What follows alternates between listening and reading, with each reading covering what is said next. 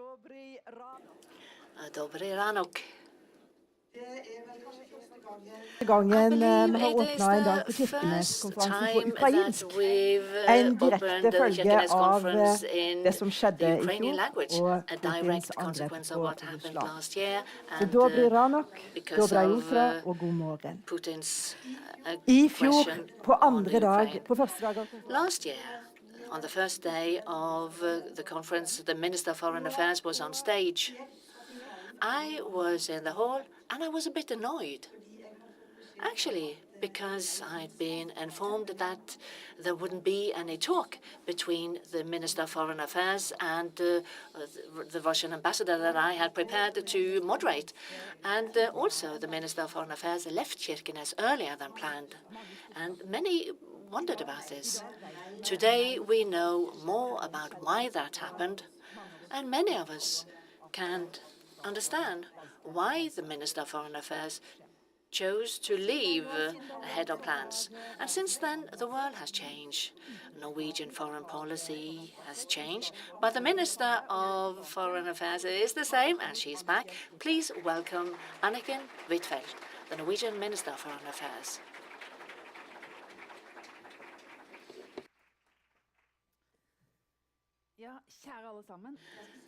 Dear all, it feels a bit special to be standing here again, because I've thought a lot about the moment when I was standing on this stage on the 23rd of February 1 year ago.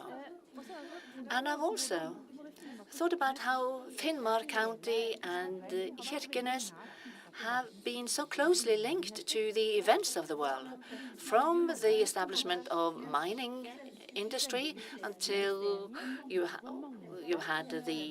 back then when you had Swedish, German investments and all the supplies, the languages, and also they supplied the industry during the First World War, but also during the civil wars both in Russia and Finland we had a lot of immigration and refugees. And then the bombing came, and Kirkenes was the town in Europe that was bombed the most. And then it was also liberated by Russian soldiers.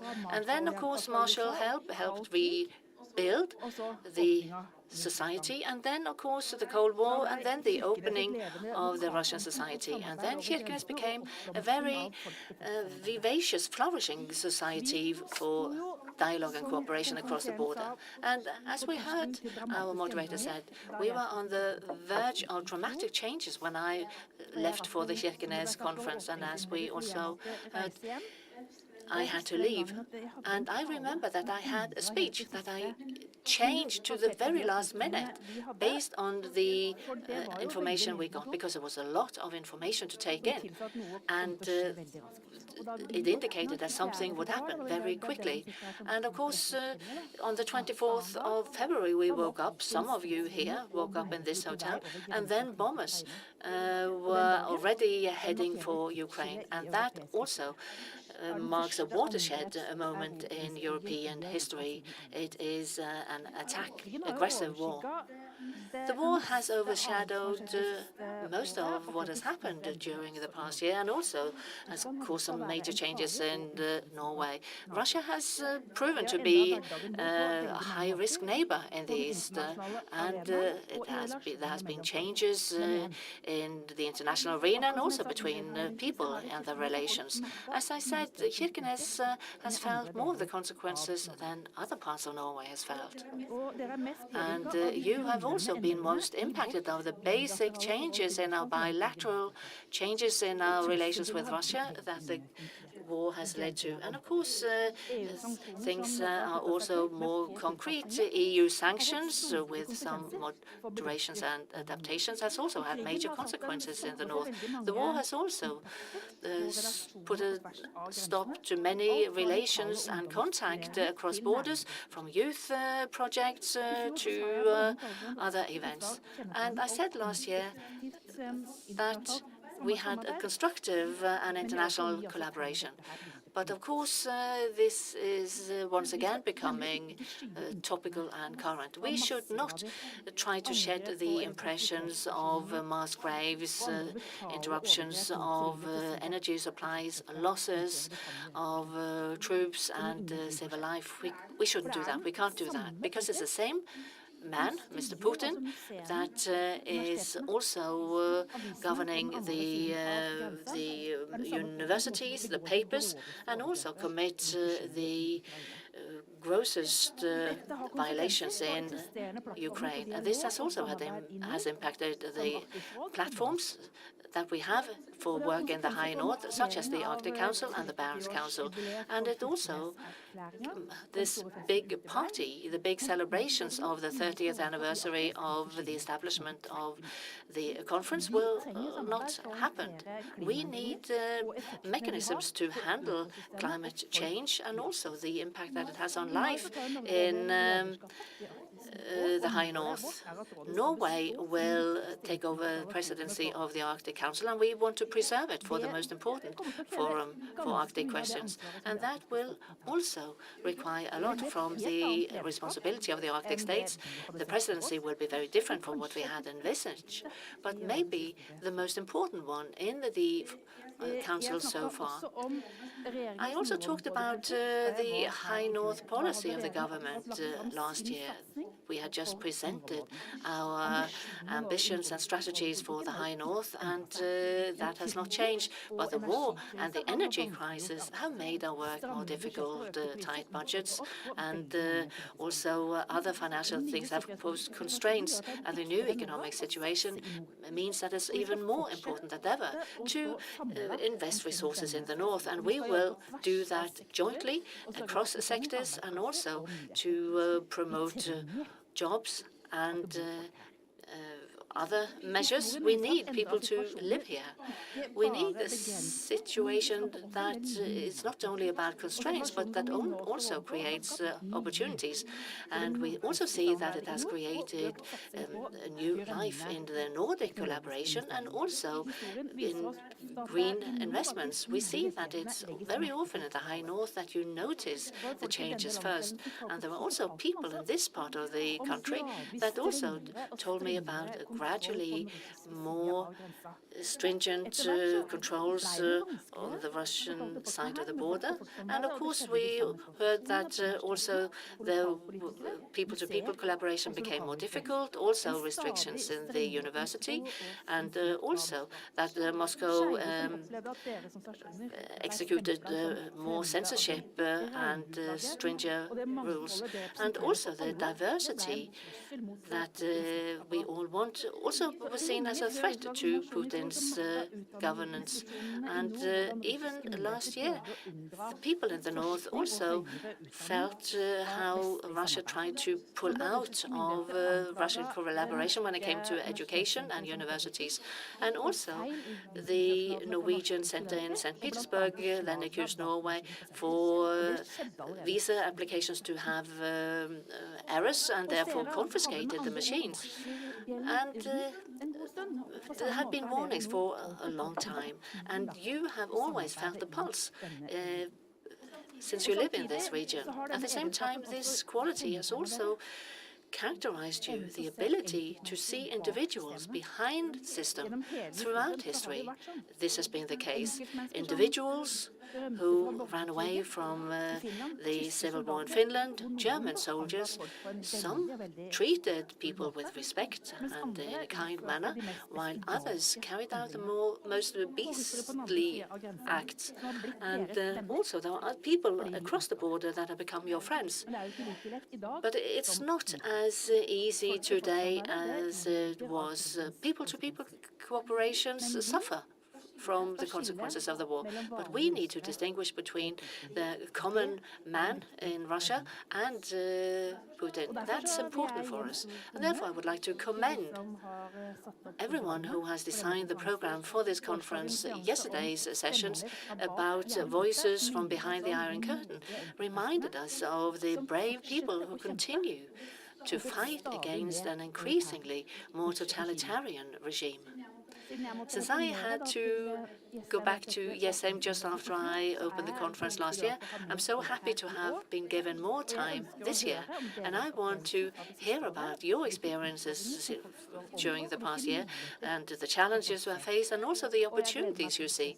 And I'm also looking forward to visit a class at the upper secondary school in Kirkenes and also to speak to other teams and also to speak to the Norwegian defense garrison. That has work cut out for them. That goes to the heart of our security policy. I've also been reminded of the importance of a military presence here at the border vis-à-vis our neighbor in the east. And also the importance that there are people living here. I wish you a successful conference, and I'm looking forward to continue to reflect along with you. Thank you.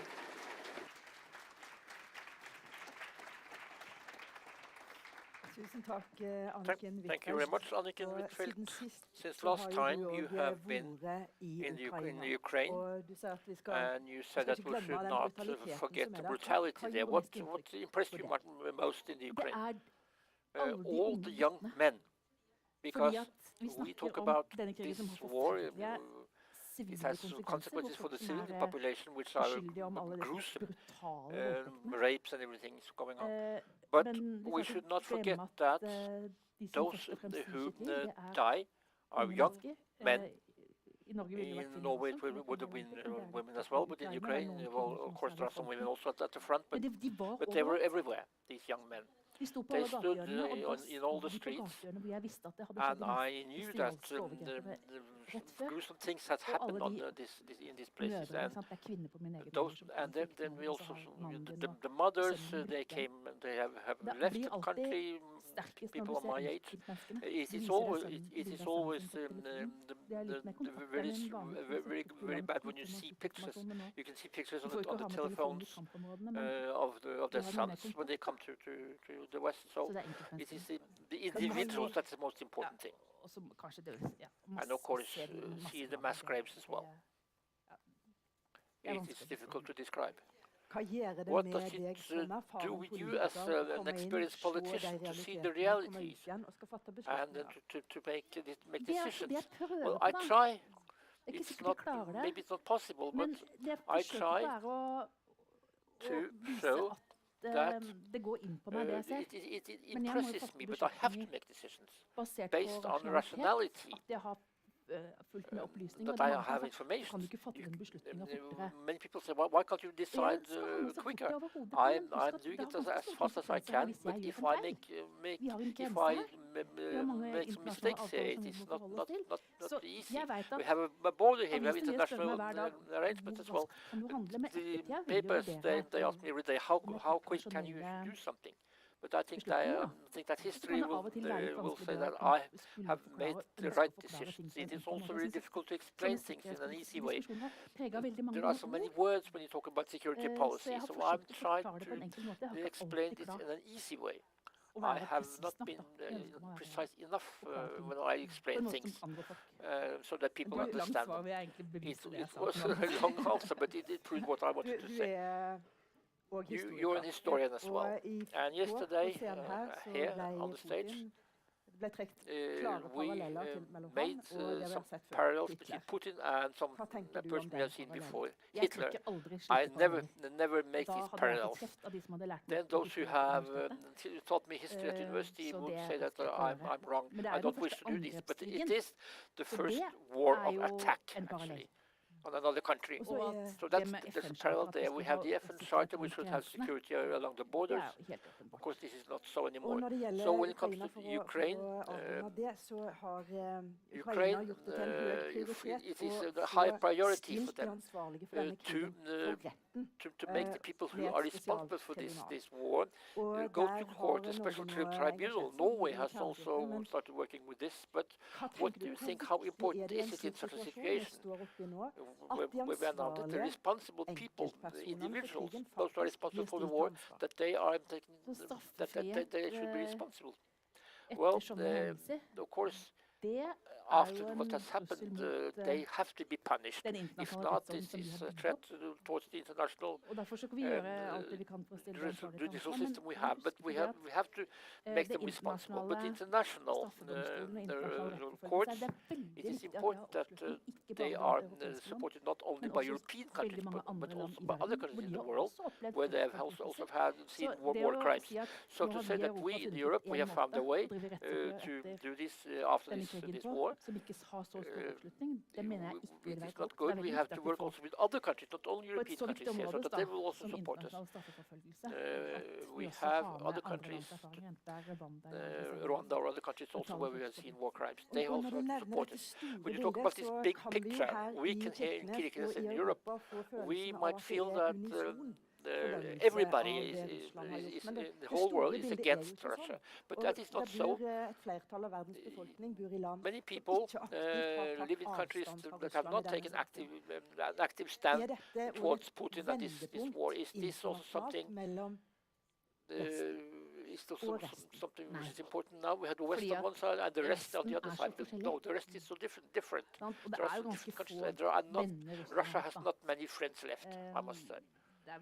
Very, very few countries in the United Nations. Mali, they also did not support. They support Putin, but not many countries do. Let's take Ethiopia and the civil war in Ethiopia. 600,000 people have died in that war, the civil war in Ethiopia. And last year there was a peace agreement there. We don't think about that. This is very far from us. So many people in other parts of the world think that this war in the Ukraine is very far from them. But now we change the borders of our country.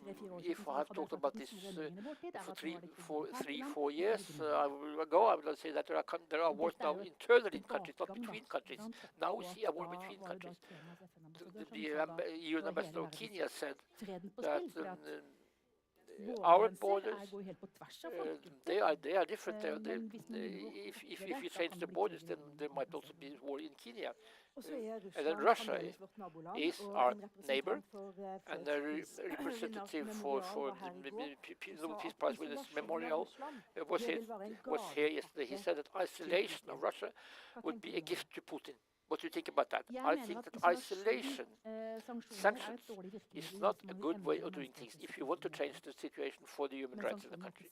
But sanctions is not an answer to that. Sanctions is what we have seen now, the brutal invasion. We cannot sit around the same table now and just think that nothing has happened. It is very important that there are consequences, and we also talked about this before the invasion, actually, that there should be consequences. Then there is a future. We have to live in that future, especially here in the north. They have felt the consequences of the war. In many ways, many people have worked together with Russia these last years. Norway will now have the presidency in the Arctic Council from May this year, and there will be a new type of presidency. What will be the difference of the? Well, it is more difficult than it was before. To have the presidency, we have to work with our priorities. We have to launch the priorities as well. But the most important thing is that they see the climate change best here in the north and in the Arctic. And the Arctic Council have to work with this as well. We have to keep the Arctic Council as it is today, and then we will see how the other members will work together. But we cannot have the same political context that we had before with Russia. And then there have been lots of sanctions against Russia, packages of sanctions, but it doesn't really help that much, because the economy in Russia is not in such a bad state as one had thought beforehand. Why is that, do you think? Well, Russia find other ways to get products. Of course, it's important for Russia. If you thought that Russia only traded with Europe, that's never been the case. Maybe people didn't understand that fully. Let's say, for instance, production of cars. It is more and more difficult. The standards for new cars, well, there are other brakes now in the Russian cars than before. This is because they do not get the products they need in production in Russia. And the technology is the most important here. We want to isolate Russia so that they don't get technology they could use in this gruesome war in Ukraine. But it is important for us as well. Then we have a situation where Norway is now the largest exporter of gas to Europe. How do you feel, how do you, Minister of Foreign Affairs, feel that Norway has become a more important country in this field? When I talk with other politicians, I talk about the Arctic map, how close we are with Russia here, that we live here not very far from Russia, but that the cooperation is now very different, because there are so many weapons here. And then I have a map of the pipes which we have for giving gas to Europe, and of course they tell us, thank you that you deliver gas to us. And then people say that we profit from this war. Yes, the fact that we now are privileged in this field when it comes to energy, and we make money on the energy, we also have a special responsibility. So, of course, in many countries, people support that they will get gas from us. We have to help the Ukraine, which is also, of course, very important, not only for us, but also for the future parliaments. Thank you very much for having been here and for this dialogue with me. Thank you very much.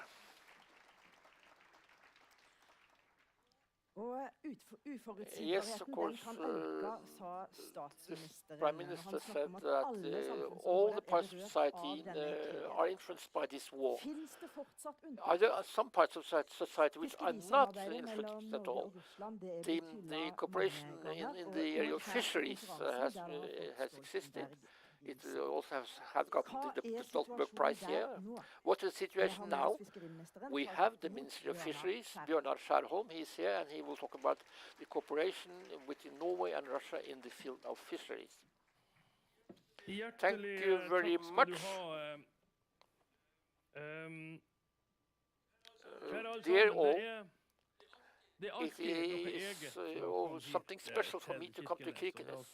And when I opened the windows, opened the curtain this morning, it was so nice with the sun. Last year, we also had, I came here on this 8th of May, the day when we were freed in 1945, and I talked with the border guards as well. My first visit to Kirkenes was in 2014.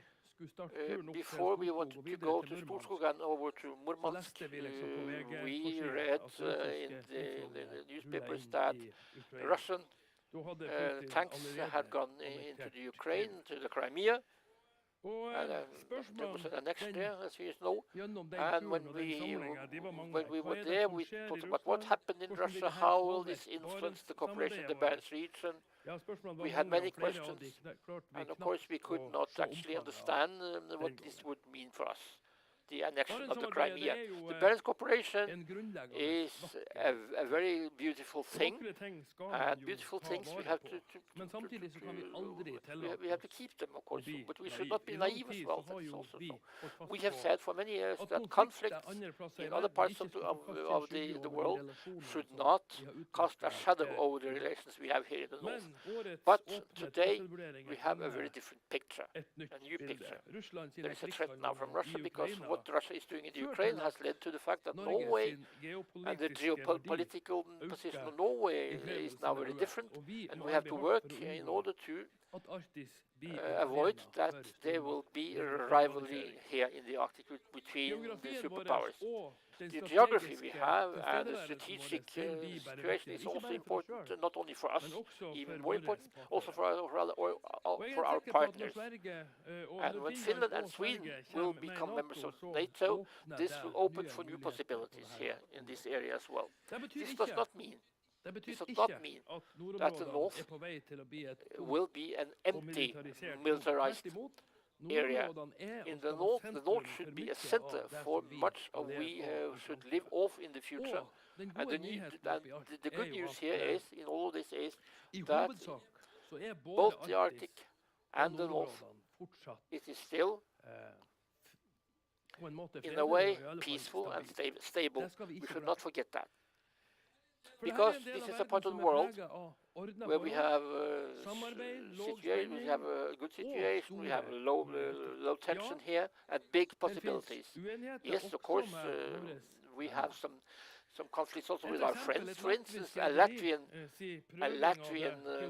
ship owner tried to work around Spitsbergen, but of course, which we didn't really like, but we used the law and we used the dialogue to solve this problem with that Latvian ship owner. We did not use weapons. But, of course, the sea is much rougher here now after the start of the war in Ukraine, because we have had so close cooperation with Russia across the border. The local politics and the politics of the states is more or less the same thing now. And we have to take many things into consideration, both in good times and in bad times. And the war has been a catalyzer for negative tendencies. We now see more protectionism in the world.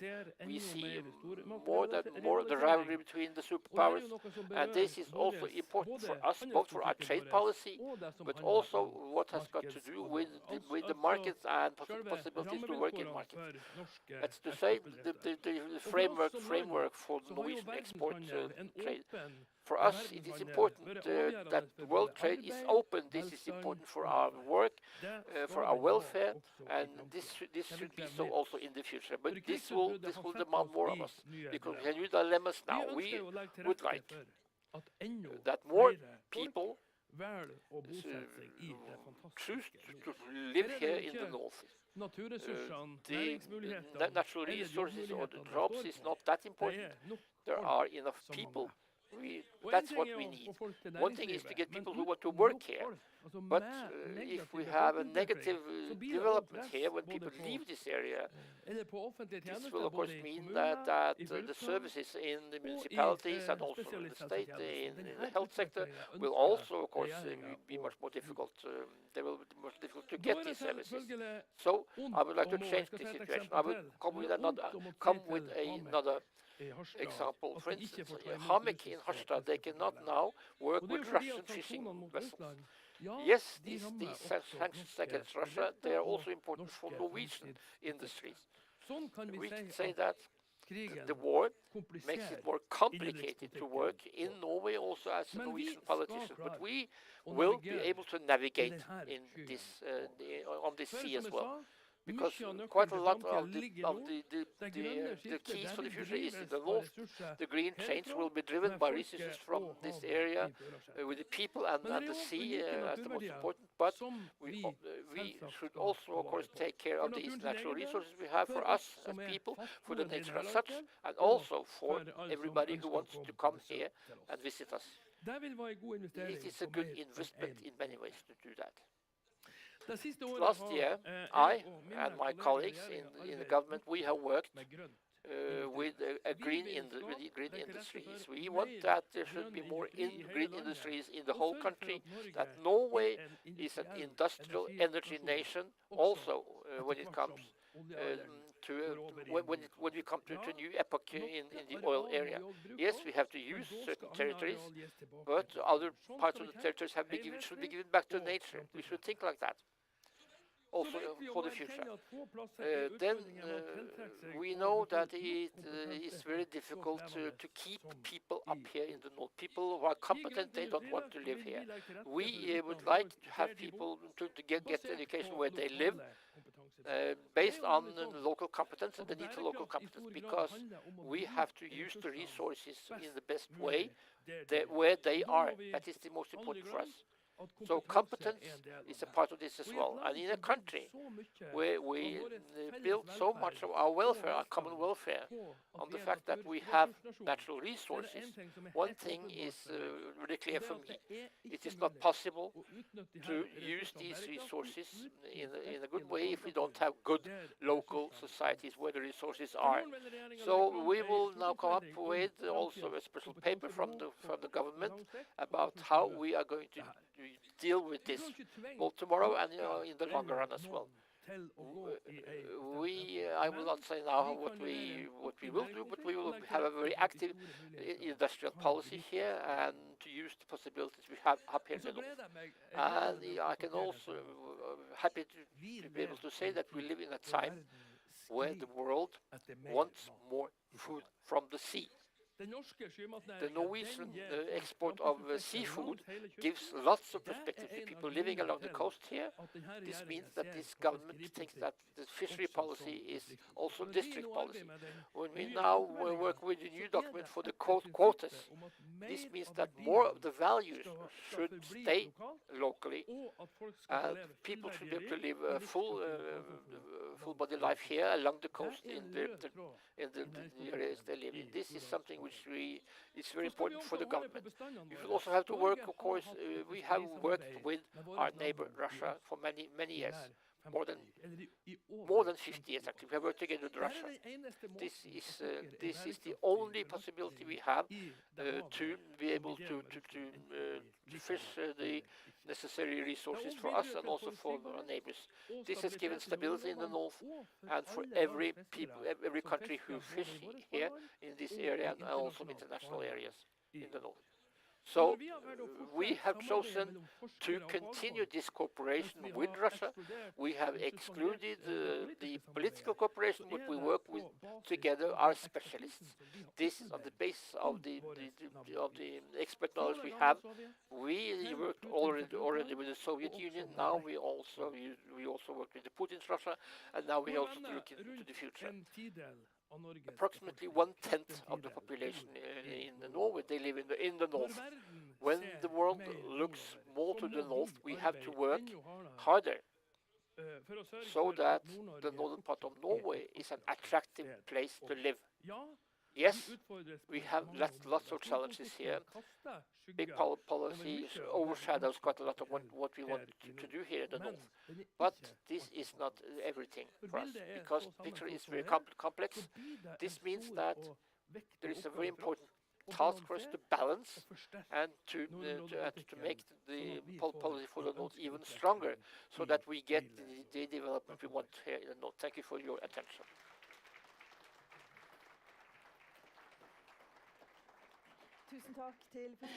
Thank you, Minister. He will come back and he will join us in a talk in a little while. Yesterday, 3 generals were on stage, 1 Norwegian, 1 Swedish, and 1 Finnish. And we were discussing cooperation. And at the same time, the head of NATO was speaking in Finland, addressing the Nordic labor movement. And one of those who were present, she's flown in from Helsinki, that is the president of the Norwegian Confederation of Trade Unions, LO. Please welcome Peggy Hessen-Følsvik.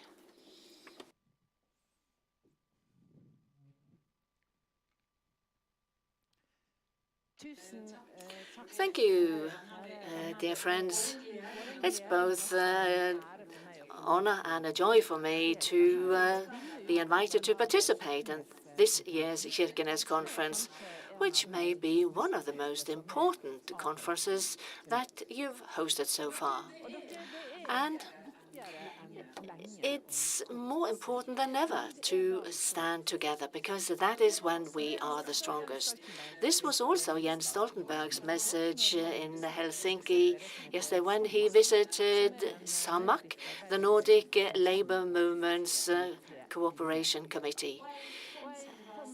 And as you heard, I came straight from the SAMAK meeting in Helsinki yesterday to Kirkenes. In Helsinki, I met our Swedish and Finnish colleagues and friends, amongst others, who are now seeking the safety and security of NATO. We also stand stronger when we join forces, even in the Nordics. And the labour movement also has a proud history about solidarity in the High North. And this was something that I also highlighted in my speech to the NATO leader and our Nordic friends in SAMAK.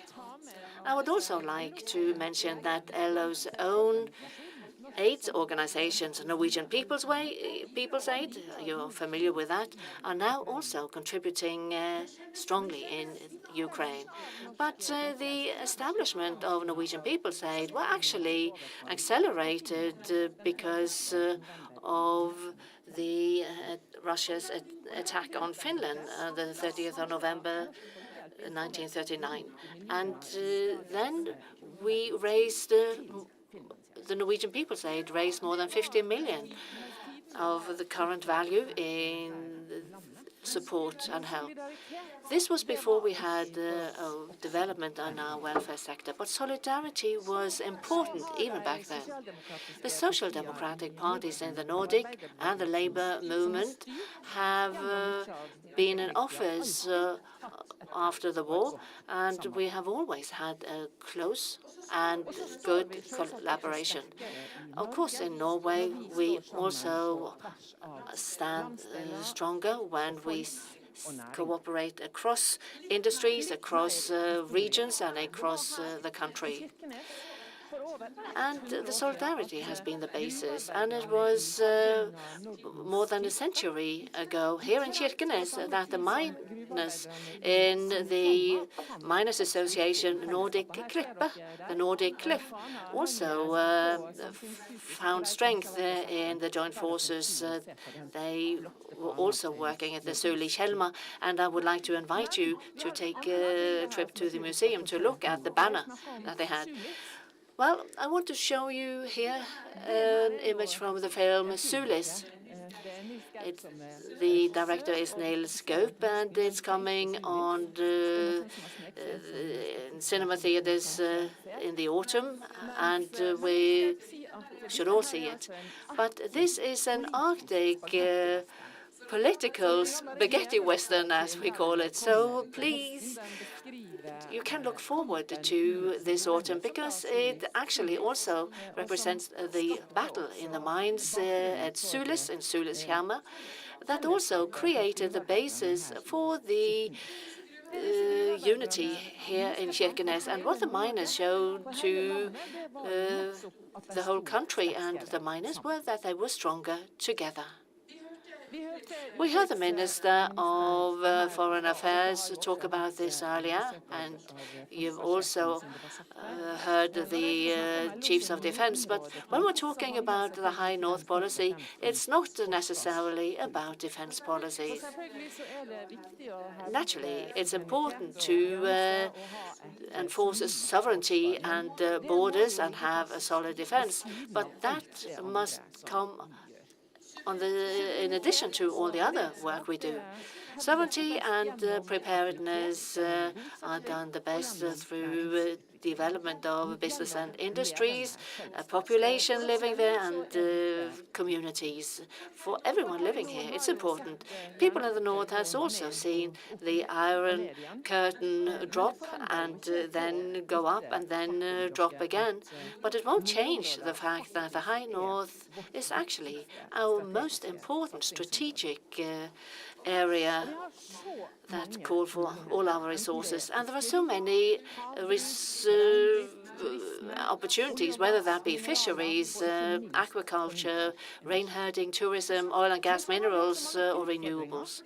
But there are also many challenges because it comes with a great deal sense of responsibility, both when it comes to the sustainable management of resources, climate and the environment, but also to develop both local communities and this part of the country. The strategic aspect of Kirkenes may just as well be about the Northeast Passage that will reduce the transport time from Europe to Asia.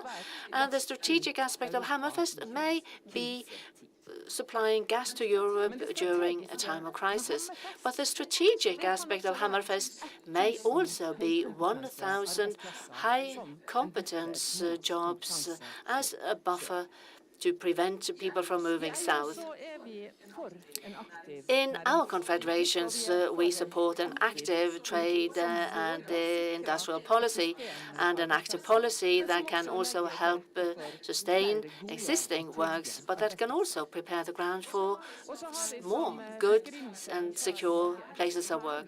And as we heard, Norway has a special basis to create new jobs based on our natural resources. There must also be clear political priorities at the heart of the industrial policies. We may well point out what we are good at, and highlight what we may be good at, but we prefer to talk about what we can do the best, because work is the most fundamental aspect in order to create settlement, and it's also expression of thinking about the communities and solidarity if we frame an active policy for work and industry.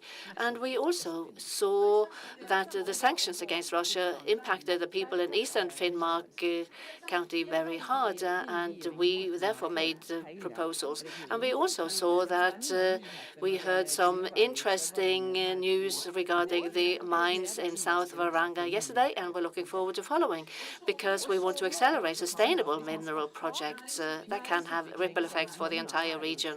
And of course, if we're going to have a development of industry that really matters to eastern Finnmark, it's important that we also complete the 420 kilovolt power line here. And for the same reason, it's important to improve mobile and broadband networks here, because some work from home and they can work from anywhere if they just have a high-speed technological network. And there are also many other current projects in transport sector, communication and infrastructure that we can initiate. Northern Norway and East Finnmark County have the possibility, but also the competitive edge in order to be a driving force to promote the green shift. There's a unique possibility to test zero-emission vehicles in the Arctic climate. I mean, if they work here in Finnmark, they will work anywhere in the world. And we also need to follow up the factory in Berlevåg, the hydrogen plant. We must follow up both by building competence environments and also testing new green solutions. But we also know that eastern Finnmark, with short distances between the airports and the climate challenges that we face here, would also like to become a test arena for electrical aircrafts. And for me, who have flown more along the coast than many others, I'm thinking that this is a very interesting opportunity.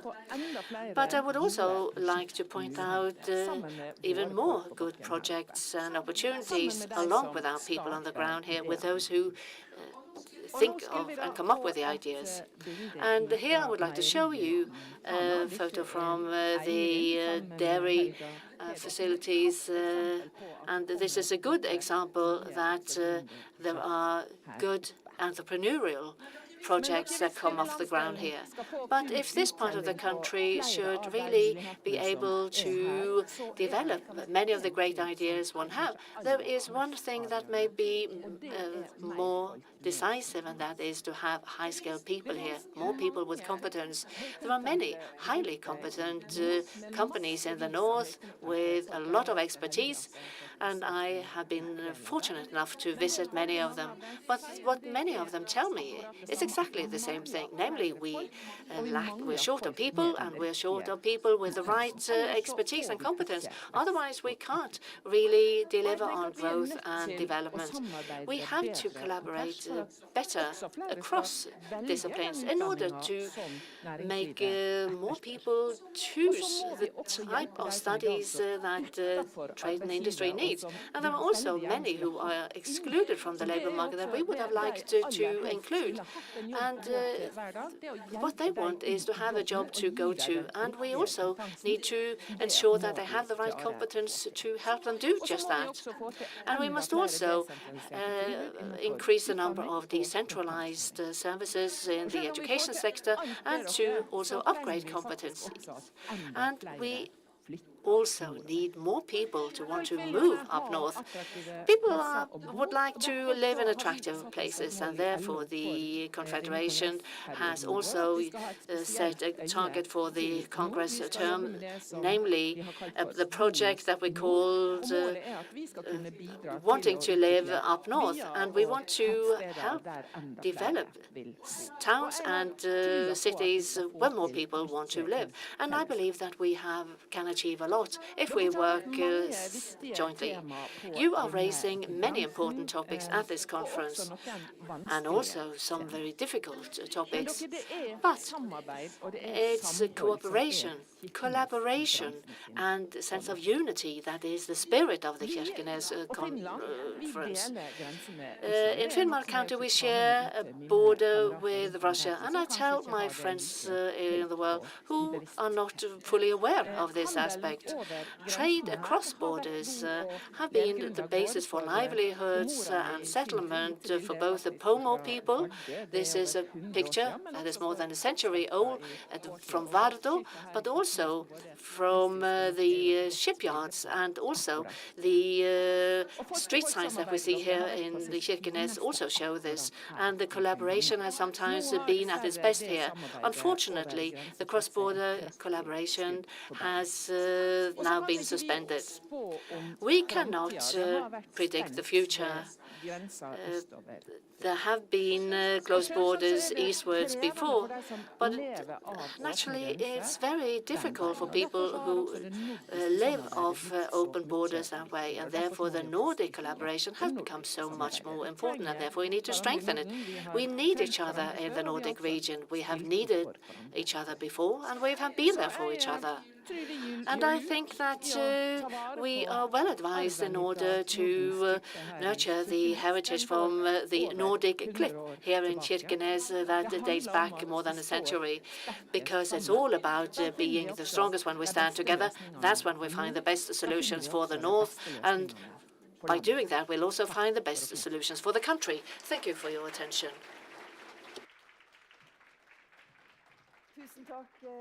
Thank you, Peggy Hessen-Følsvik. Please sit down here, and we would like to invite the Minister of Fisheries, Bjørnar Skjæran, back on stage. If you sit here, and then we would like to invite two more people to join the panel. First, representing the Conservative Party, Erland Svardal Bø. Please welcome him. And in order to start with you, Erland, you are on the Standing Committee on the Health and Social Affairs. Someone will remember you as one of those to close down the country when you were State Secretary. Now we face a situation that there's a war that suspends a lot of the collaboration that people have been used to having. What do you and the Conservative Party see as an opportunity to strengthen industrial development and business developments up north? I've said before that I'm a bit fed up with all the opportunities in the north. We know we have them. It's all about how we use the opportunities. And that is about, of course, how we also deal with the problems that we agree we have. We need people up north. We need people with the right skills. And we also see the energy situation that is becoming increasingly critical in our part of the country. If we don't have access to electrical power, we can't develop jobs, we can't develop industry, and many of the new industries that we're talking about. We must talk about flexible, more decentralized centralized education system. We know that for people who come to study our part of the country, only a percentage remain here. But we also need good health and care services. That is close to my heart. And we have a situation in the Northern Health Enterprise. It's been for some time. And it's a challenge how we're going to have sustainable operations. I have visited the Finnmark Hospital, that's so important to have emergency services for this part of the country. But so far, is there anything that you disagree on? I have a list if you're interested. Well, I mean, the description of the situation that you give is very similar to what we've heard others say. I'm not quite sure how pointed a debate you want here, but I recognize a lot of the things that Svardalbø says. But the Health North situation, that's very difficult in many ways, is not something that arose in 2021. It has developed over a number of years, also when the Conservative Party were at the helm of governance. But all right, we need to look forward to what's happening. Well, the regional health enterprise has a big job ahead, and the Health Commission has also pointed out what the major challenges are beyond the funding aspects. But in a new financial or new economic situation, the fact that we've had to tighten the budget so much, then still specialist services have been allocated many billions of kroner. But of course, that can't fix the challenges we face alone. Well, I mean, if you want to highlight the difficulties, is that one thing that I disagree with the government is that Peggy said that aptly that we need jobs, and if you need settlement, you need jobs. And when you see some of the changes to the framework conditions, for example, when you also introduce a ground rent in the aquaculture industry, also offshore wind, that's so important for getting energy here, and also that you also take money from the region that hasn't had enough work from start with, then of course industries may not be so willing to invest in this part of the country, invest in jobs, and I believe that that is one of the framework conditions that changes the situation. I will not start to discuss the Fosen cake, the wind turbines at Fosen and Trøndelag, but of course there's also a question of what we can do, investing in infrastructure, investing in the grid, and it's therefore important to have a good dialogue and to ensure that we don't end up in the situation that we've seen, because I'm very concerned that there may now be a breach of trust that will have consequences going forward, but that also impact on how we develop the country. What about breach of trust? Trust between who? Well, trust between those who are currently demonstrating and the authorities. I understand that 505 days have passed without anything happening, and of course I can understand and appreciate the frustration, but therefore it's very important that one now enters into a good dialogue and that the outcome is good. And there's also one of there are some extremes of views that also come up in such discussions, but there can be no questions that we also need to continue the discussions for the development of this part. I would like to also say one of the most important things that we need to solve in the next few years, we need to do two things. We need to cut back on emissions, and then we need to create new industrial and sustainable jobs. Both these things are particularly important in the north of Norway, both because of the environmental impact that will have such big consequences up north, but also because there are so many opportunities in this part of the country when it comes to creating the new jobs that can help bring us into the green shift that we are facing. And we need to identify the opportunities, and we need to agree where are we going to invest our resources, what are we going to do forward. We must stop actually talking about what we should do less of. We need to discuss what we can do going forward to also ensure that we have a flow of revenues up north, because that also has to do with the introduction of the green the ground rent because we need financing to new ventures. All right, I would like to invite the new panelists, namely Bengt Rune Strifeldt, up on stage. Bengt Rune, you're from Alta. You're a member of the Committee for Industry and Economy. You come from the Faroe Islands. What have you been doing there? We looked at the dialogue between the government of the Faroe Islands and the industry. Working with the fisheries there. We don't have that in Norway. I think they have a very good dialogue there, and we went there. And now you understand why I invited you, because we have the Minister of Fisheries here as well. He talked about that as well. So what you looked at in the Faroe Islands, Bjørnar Skjæran, what would you like to say about the money you want to take out of this industry? I would like to continue what I talked about already, how we are going to do to develop these new economies here in the north. Yes, it will be more difficult here in the north than if you're in the south, because all the area here from Trøndelag to the north is also important for the Sami people. And the further you get, the more important it will be. So the most dangerous is for the northern Norway is if it is not possible to develop the economy here in the north at all. That would be very hopeless. It would be just hopeless for this area here in the north. But we must learn from history as well. The northern part of Norway came the last into the oil area. They have developed the different areas in the south of Norway for the last 30-40 years. The northern part of Norway does not get much left, because now we also have oil and gas in the north. You have to learn from this, that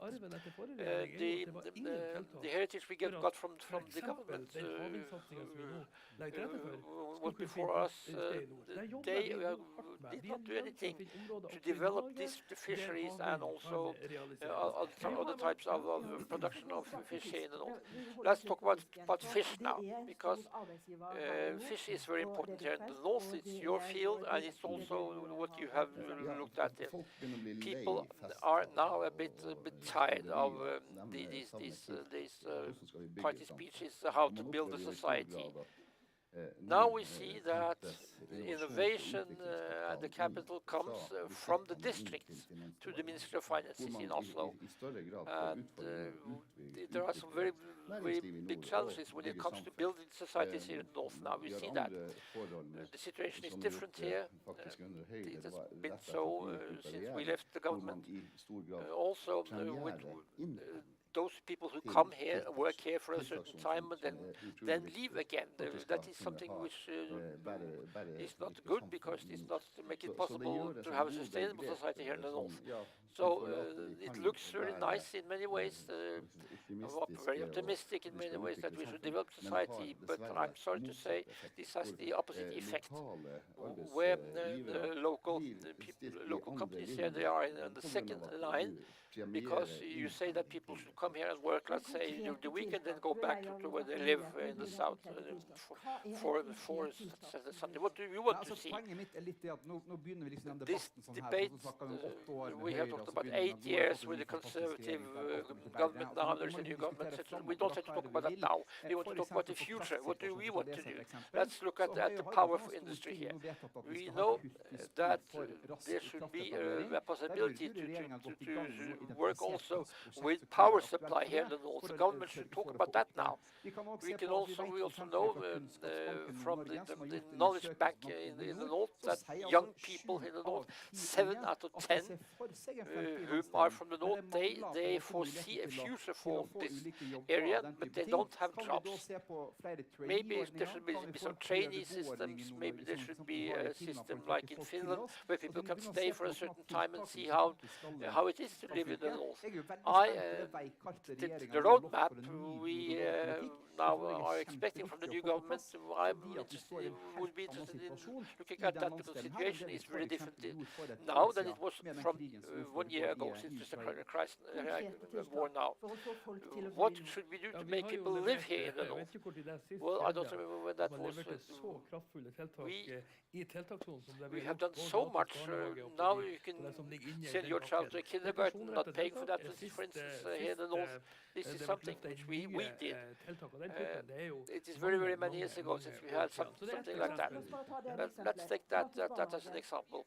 Yes, of course, we support that as well, that you should not pay for kindergarten. But you cannot only talk about what is for free here. I talked to a mother from Berlevåg. She said it is very good that she can save 20,000 kroner per year for this kindergarten. But if the quality of this kindergarten is not good enough, what does that help? Does it help? No, she said. We need more competence so that people get their education here in the area. It's very good that it is for free, but you also have to talk about the quality here, because quality is something which is important here. People should be able to finish their schools here in the north so that they can stay here to work as well. I think that if we're going to talk about concrete measures here, we have, together with the Ministry of Oil and Energy, we have started a work which we call, which goes to identifying where we have good projects, where do we lack power, I don't know electricity, but all that as well, but what are the barriers so that this should be developed here in the north. And we think what we did, the activity package, which we had in the south, so that we would like to have a very quick plan for building new industries and new working places here in the north, because we know that is the most important when you come to talk about the long-term perspective for the north, which is something important in the north. And we cannot have what you said, that people come here to work for 5 days and go back. One should do the same thing as you had in Sydvaranger before they closed. In the beginning, yes, people can come and work for a certain amount of days and then go home again, but in the long term, people should live here. We have to have many people who are very good specialists. We have good specialists also here in the north.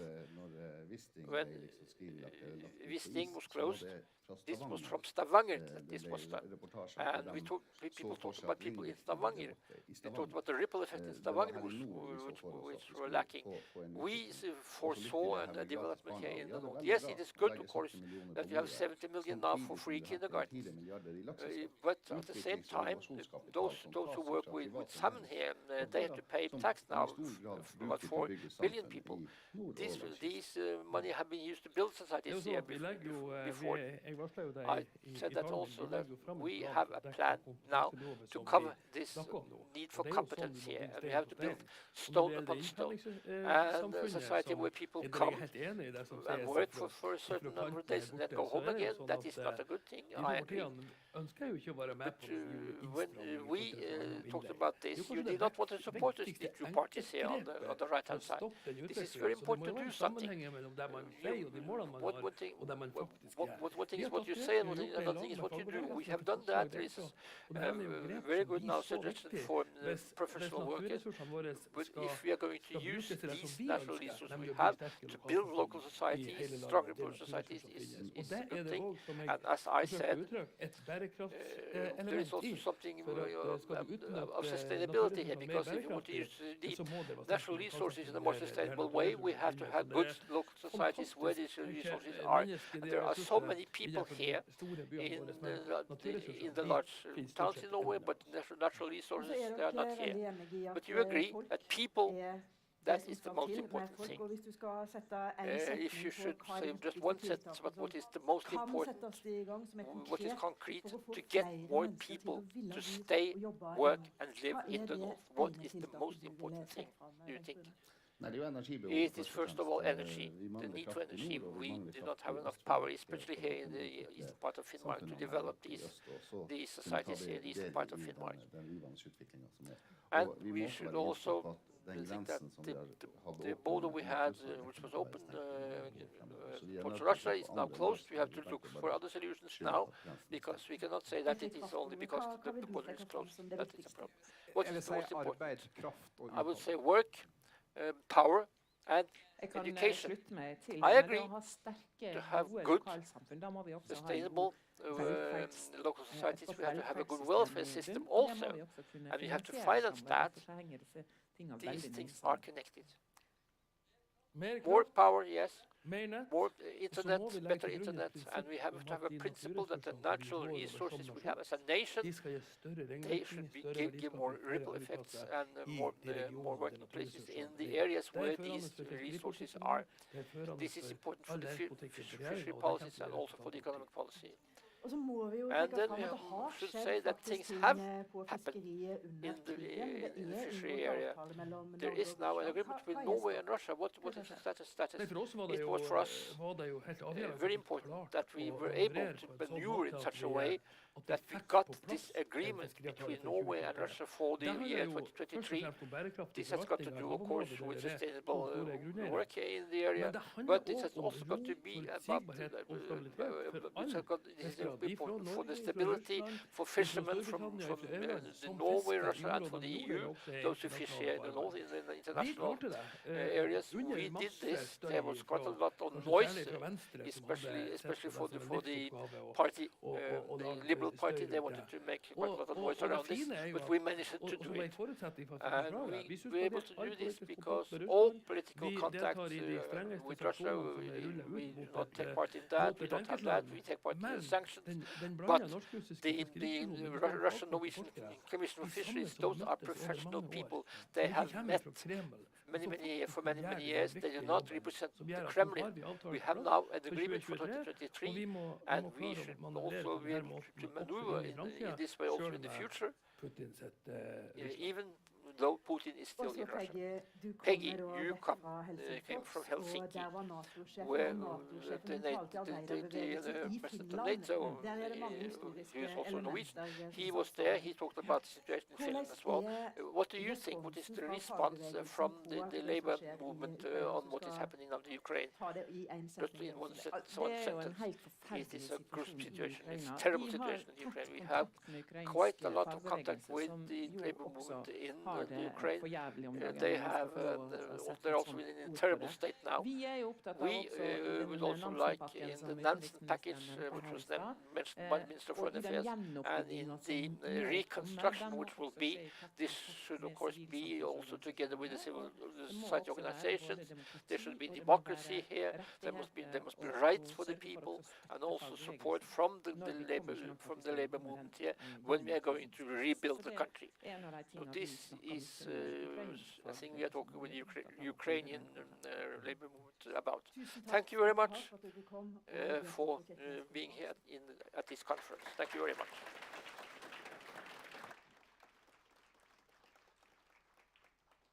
And we heard about, Stoltenberg's Så vi visit hørte to om Stoltenbergs Finland. besøk We're til going to Finland. hear Nå skal vi høre mer fra from Finland. right here now. Og And det it's a er pleasure en to glede have for, with us for the meg å Finnish introdusere den ambassador finske to ambassadøren til Norway. Norge. Please Vær så god. give a warm welcome Hils to velkommen Demo til motstander. Finlands ambassadør i Norge.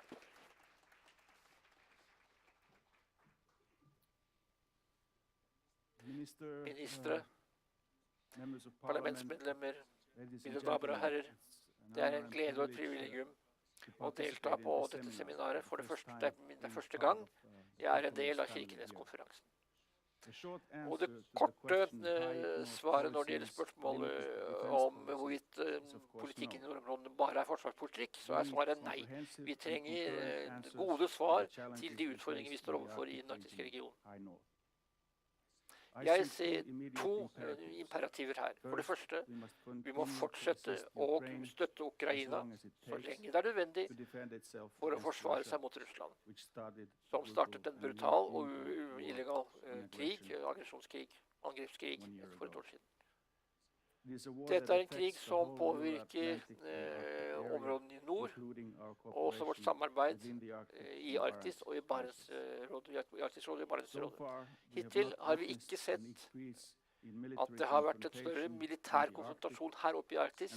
Situasjonen ved våre grenser er rolig. Men fordi sikkerhetssituasjonen nå er svært dynamisk, må vi være klare til å gjøre noe. Det svært viktig. Og vi vet at Nordflåten svært viktig, og de sjøveiene i nord også viktig for Russland, og de like viktige som de har vært tidligere. Finland og Sverige, som skal bli medlem av NATO, vil også påvirke sikkerhetsdynamikken i nord, ettersom alle arktiske land da kommer til å være medlem av NATO, bortsett fra Russland selvfølgelig. Og jeg vil her gjenta takken til Norge for den støtten vi har fått fra Norge gjennom hele prosessen for å bli medlem av NATO. Så Norge en av de første som har ratifisert vårt medlemskap. NATO-medlemskapet vil føre til sikkerhet og stabilitet i Nord-Europa, også i det høye nord. Når det gjelder sikkerhet, når det gjelder dette med sikkerhetstilgang, så det svært viktig. Vi har tilgang til norske havner kommer til å bli viktigere og viktigere, både for en sivilt og et militært synspunkt for Finland. Dette med å styrke transporten og logistikken, både jernbane og vei, vil stå svært høyt på vårt dagsorden. Jeg vil også gjerne nevne at fiberkabelprosjektet her svært viktig. Dette en panarktisk undervanns datakabel som nå planlegges mellom det finske statsselskap Sinia blant annet. Det andre viktige imperativet altså kampen mot klimaendringer. Økosystemer i hele Arktis nå i en situasjon hvor de endrer seg sterkt på grunn av økt utslipp av CO2, tap av biodiversitet og andre stressfaktorer. Klimaendringer har stor betydning for økosystemene i Arktis, og også for hvordan folk kan bo og leve her oppe. Det vil bli viktig for lokalsamfunnet i nord, spesielt også for urbefolkningen i Arktis. Den grønne overgangen og grønne fremveksten må stå høyt opp på vår dagsorden også. Det positive for oss at den finske industrien har påtatt seg en stor og aktiv rolle i den grønne overgangen. Det samme skjer også i Norge. Dette med tilgang til fornybar energi og et funksjonelt strømnett også viktig for å tiltrekke seg investeringer. Det også viktig å ha et forutsigbart lovverk. Og det at vi har vært avhengig av russisk fossil energi, som vi ikke lenger vil også føre til at vi går hurtigere over til nye typer energi. Vi har nok mineraler som kan brukes til overgang til grønn energi, og også til å gjøre Europa autonom eller uavhengig rett energimessig. Det viktig for at disse tingene også blir lagt vekt på. Et nordisk batteribelte holder nå på å bli utarbeidet mellom norske, finske og svenske byer, Mo i Rana, Skellefteå og Kåpa i Finland. Og dette konkrete eksempler på en vinn-vinn-vinn-situasjon, et vinn-vinn nordisk samarbeid. Alle får en liten del av verdikaken her. Vi nødt til å selvfølgelig se på, vi har store potensialer, men også store utfordringer. En ting at vi ikke har nok kvalifiserte arbeidere. Det har vi snakket om i dag allerede. Kan vi gjøre mer sammen for å tiltrekke folk til nordområdene? Det mulig for å gjøre mer sammen? I går hørte jeg at dette har vært et spørsmål som har vært diskutert mellom Kirkenes og Tornio i Finland. Jeg synes at dette en svært positiv utvikling. Et annet godt eksempel når det gjelder finsk-norsk forretningssamarbeid planen til å investere i en milliard stålbedrift i Finland. Dette en bedrift som da vil bruke grønn energi. Hydrogenenergien utvikler seg svært hurtig, og vi har vært gode perspektiver her i nordområdene. Når det blåser mye her oppe, så det ikke all elektrisiteten som produseres som kan brukes. Overskuddet kan brukes til å produsere hydrogenenergi, som jo også viktig, som man også da skal holde på med i Berlevåg, noe som LO-formann, LO-leder også nevnte. Vi ser også at det flere bedrifter, både norske og også finske, blant annet Wärtsilä, som deltar i dette prosjektet. Og vi skal da altså bruke ammoniakk, som skal brukes som drivstoff i skip som skal gå fra Berlevåg til Svalbard, grønn energi. Vi skal utvikle de nordiske landene og den nordiske regionen til en fullt integrert marked for konkurransekraftige industrier og grønne løsninger, men også selvfølgelig grønne verdikjeder for internasjonale markeder.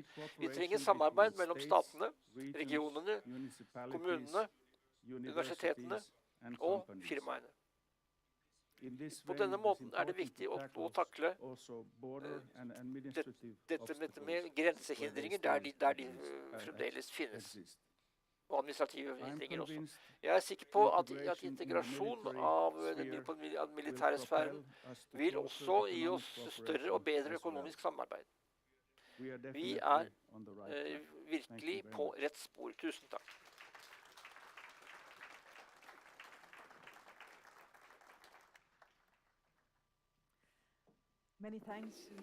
Ja, hjertelig takk til ambassadøren.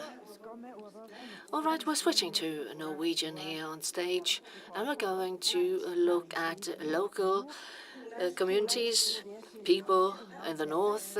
How can we make this work? And we have Amund Trellevig, who is living here, and please welcome him. He will moderate the talk. All right. We'll try to summarize policies, and the panelists will be politicians. You all know who we will invite up. One is Sigrid Ina Simonsen, the head of NHO Arctic.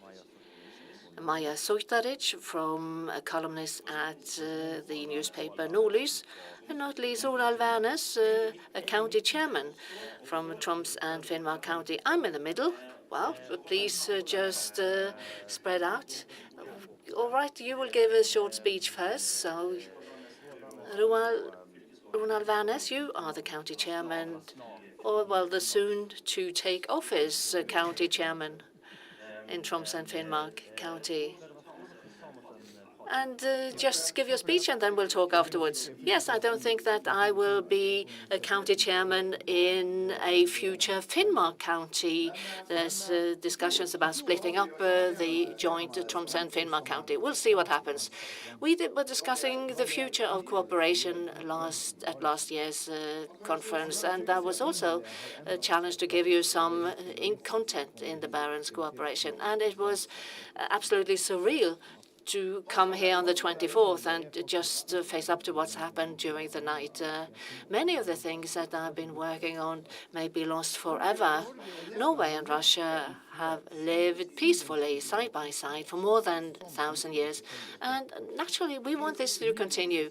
The new situation when it comes to security policy has created uncertainty in the north, both for local communities and generally in the north. We are now in the midst of the most serious security policy crisis since the Second World War. No doubt. I was fortunate enough to visit NATO's headquarters 3 weeks ago, and we met the Norwegian delegation and the staff of the Secretary General. It was very assuring to see the huge staff that work to promote our common security. I also visited the Norwegian delegation and also Mr. Stoltenberg's staff, who were very frank and open about how they feel this current situation. They talked about the membership of Sweden and Finland. As a matter of course, there was no doubt that they would be members. The question would be that they would be, but when was the question? Hopefully before the summer. We also talked about these police security services assessments of the security, and therefore we need increased collaborations between the neighbors in the Nordics relevant. And we need to build our societies in a different way. We need to invest resources in the high north, the circumpolar north, and therefore the society and the authorities need to facilitate for that. No one can do it alone, and the county council will do its share, but we also expect other authorities to pitch in. All right, we need to support local business ventures and also to create a good basis for future efforts. And therefore, I was happy to hear the Finnish ambassador talk about the transport infrastructure that we're so dependent on. It has been further strengthened and will become very relevant now that NATO is going to expand its membership. In our county, the transport structure in Finnmark County must also be seen in an allied perspective, also when we look towards the Baltic Sea. And we also need to ensure supply of energy, and supply corridors will be so important. I'm particularly thinking about the supply chain from the autumn and inwards to the country. From we catch the fish in the sea until it ends up in the market and transported across the country. And this is an entirety. We need to take a holistic view when it comes to all the challenges in the transport sector. We also expect that our authorities will also take action when it comes to harbor facilities and transport services. And we need a new pier. And it's so important that we get it soon. It's about access to energy, culture, education, services, and health. This is something that should permeate everything we do, because, as we've heard people say, we need people to live here if we're going to take the responsibility for the security policy. Traditional studies are very important. It was also mentioned earlier. They centralize, they have a centralizing effect, and people don't always return. And we also need to see local ventures, and that we also focus on the more decentralized solutions.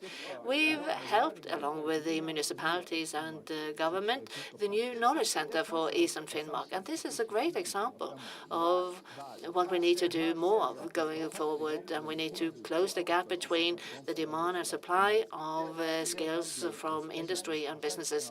This is a very important project, and I hope that this will also be studied carefully from our central authorities. It was also great, and it was so nice to witness the award of Stoltenberg's honorary prize, namely to Pikene på broen, the girls on the bridge, and also the Samoa Theatre. And this is something that I want to commend them for and to congratulate them for. The Kirkenes conference and also the Barents cooperation that inclusive arena to work on contemporary art, debates, film, cultural events, and also other aspects of arts. Thank you. Maya, you are the only one here on stage who is not a politician. You're a journalist. I mean, there's been a lot of talk about what doesn't work here in the north.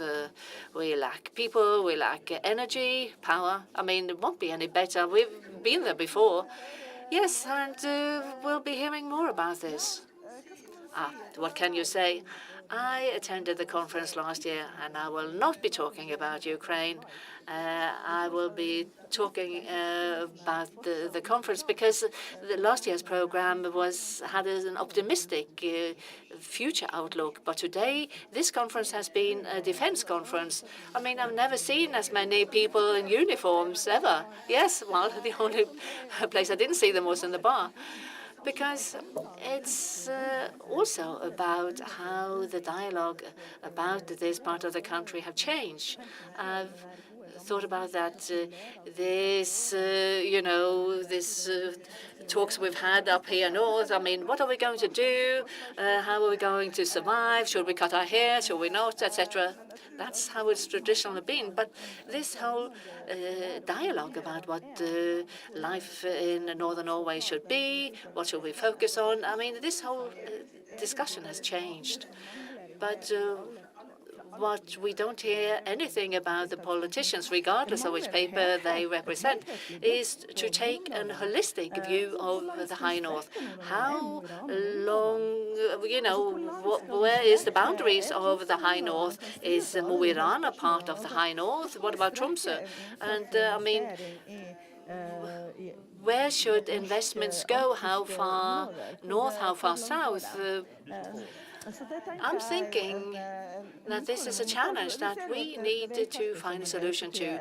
And when we look at the roadmap that for the green shift, this is a treaty document of 120 pages. I recommend everyone to read it because it contains the targets and goals that the ministers have set. And they've said that it should particularly be invested in the green shift, should particularly be invested in the green shift in Norway, northern Norway, and generally in northern Norway. And there are many aspects here. But this is kind of what has traditionally been about when we talk about investments in the high north. But what will be future? You have children in kindergarten. Does it actually tempt you to move to the focus area for kindergartens up north? No. I believe that Finnmark is wonderful for so many other reasons than kindergartens. All right, Sigrid Ina Simonsen, former politician in the Labour Party, now head of the NHO Arctic. What about relationship to Russia? Well, I don't think that it's the business and enterprise in the high north that actually invited an expansion of collaboration with Russia. This was what the government wanted, and it was also supported with government funding. And that was also because they saw a need to find new markets for northern Norway. We've had a partnership with Russia for many years, and I think that it was just natural to develop it. Have we made ourselves too dependent on it? Well, it's easy to say that, all right, what we should have done differently, but it was a huge surprise that things would change so abruptly, that our relations with Russia should change so abruptly. And here, of course, we had a lot less time for the transitions that we thought we would have. We've said that we need to strengthen Nordic collaboration up in the north, but this will take time. And for some companies, this has had major consequences. Others have been less impacted. Well, I assume that you don't recommend any enterprise to enter into a collaboration with a Russian partner. Well, we comply with the regime of sanctions decided by the government at any given point in time. All right. Before I invite you to comment, then I want to remind you of what the minister said earlier, namely that they are now going to educate people where they live. But isn't the whole point of studying that you move away from where you grew up? I mean, the students, do they want to study where they live? Did it work for you? Yes, it did. All right, it's always a frustration for us as a university and as actually a rector of the university. We have a presence in 11 sites in northern Norway. We are located here in Kirkenes as the Barents House, and then we have Dig Research, Dig Forsk here. So we have a well-designed, decentralized system in northern Norway. You want more decentralized programs? Yes, so do we. But after last year's conference, we went back and said, all right, what can we do? What do we need in Eastern Finnmark? And then we heard engineering programs. All right, we offer technical engineering program. We offered them last autumn, no applicants. We also did tourism programs, no applicants. And now we invited a pre-course for the engineering program, and we had 1 or 2 applicants. And you must actually bear in mind that when you say you want this, then we have the structures to ensure this, but we have no applicants. And whose responsibility is that? It's the county. But we also have too big a pool of students in northern Norway that don't have the qualifications to be enrolled in this program, and this is something we have to deal with. We also have some programs that also have requirements when it comes to grades, for example, for nurses and for others. But then, of course, if they apply, then they lose their rights to go back to improve their grades in the Norwegian language and mathematics. And therefore, they They need to get that from the pre-market, and that is very expensive. So no one is responsible for upgrading the competence for students in Northern Norway. It's not a matter of lack of education program, but we need qualified applicants. Someone needs to accept that responsibility. And of course, now there's a lot of focus among the government on the higher education. And we've heard that the programs for nursing, for example, that we have developed, but we've also heard that if we can't fill the programs with applicants, then we lose funding. All right, but so it may be. But we need these places. We need the nurses. Should we actually take decentralized places of study in Northern Norway and move them further south? Or should we try to fill them up? All right. All right, you said that you were the county chairman in Troms and Finnmark. So will you go back to the coastal areas? What? Well, my residential address is still in Båtsfjord. How should the municipalities in Finnmark County fill their communities? Well, I think that we need to actually say that we shouldn't complain. We shouldn't say that, oh, poor us. And many people perceive us as having that kind of attitude. But we need to own up to a new self-confidence to shoulder the responsibility we have. We need to look outside and look at the window, just look at the view. Well, it wasn't that good yesterday or on Monday. But we need to build a better self-assuredness to capitalize on the power that we have in our populations. We don't need a warmer climate, but we need to build our reputation in a very different way. And also we need to be understood as having that self-assuredness from our central authorities. But of course, we also need the central incentives. For example, free kindergarten. Free kindergarten, is that something that would be comforting? No, I believe that this is simply to say that it has to do with how we spend our tax money. I mean, we use it both for transport service, we do it everything. And of course, we want to contribute to the government having money for funding railway projects in the south of Norway so that we don't spend everything. But this is all about getting people to look at what a wonderful life they can have up north and then maybe add a bit extra. Well, everyone has mentioned the importance of power and energy grids here, and also the 420 kilovolt power line to be built to Finnmark. But I mean, there's almost a civil war in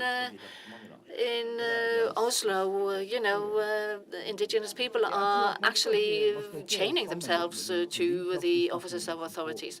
I don't think that you should link ourselves to the ongoing wind turbine discussions now for the energy we need. Well, but there's a big battle now. Well, not maybe as big as it may look.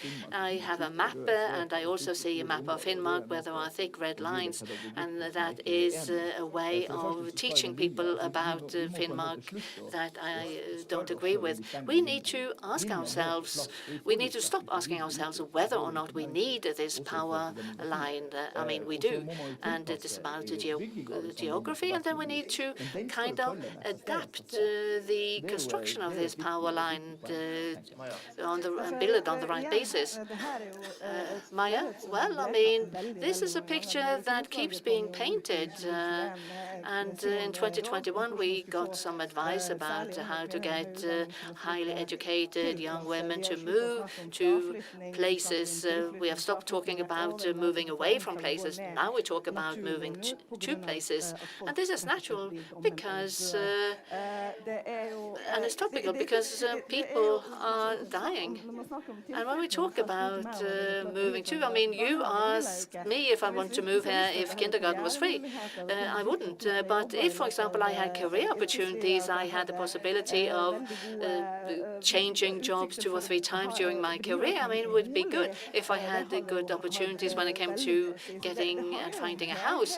I mean, this is all about the overall picture.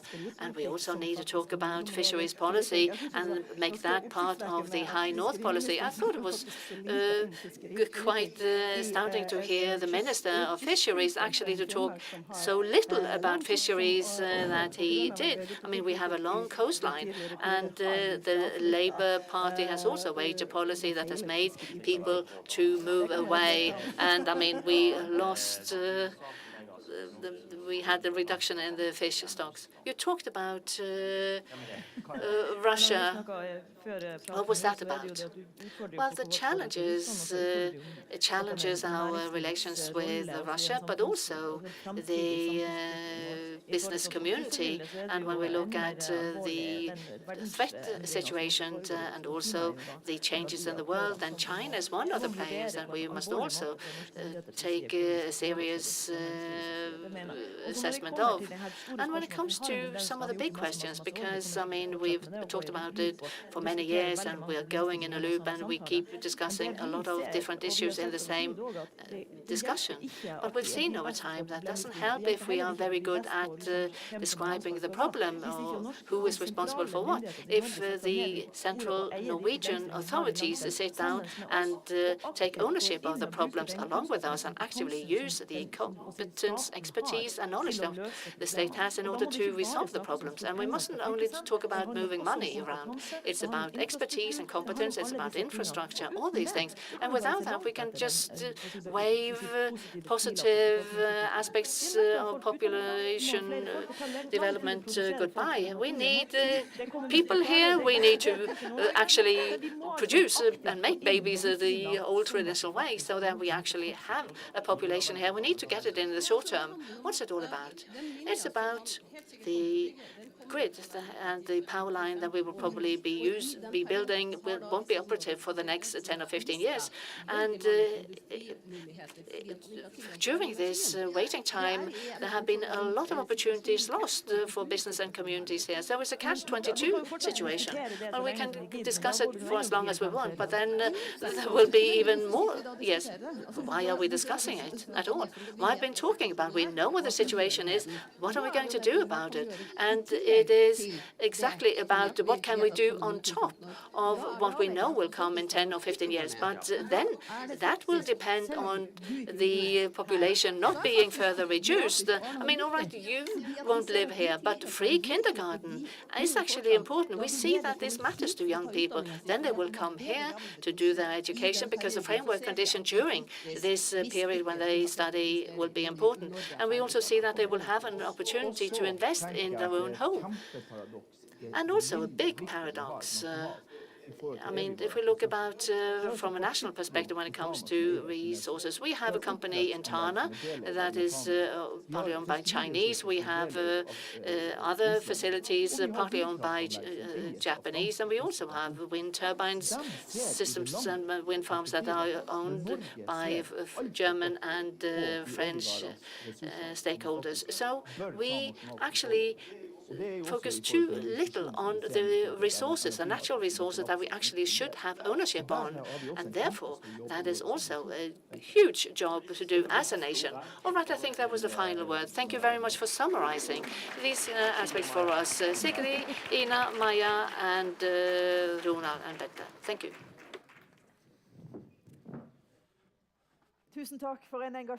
Thank you for a highly engaging talk and for the panelists and Montreal Week. We will now have a break and we will come back at 11 o'clock.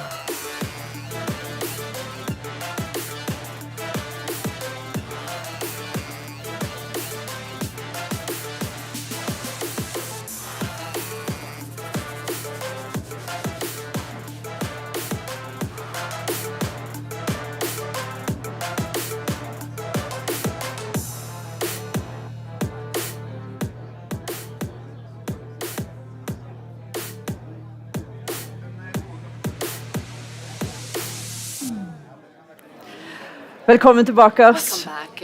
Vi skal We're snakke going om to talk klima, about og vi skal snakke climate om and the miljø. Vær environment. snill og kom Please inn og ta come plassen. back and find your Vi seats. kjemper vår We tid are for fighting the battle of our lifetime, and right now we're losing.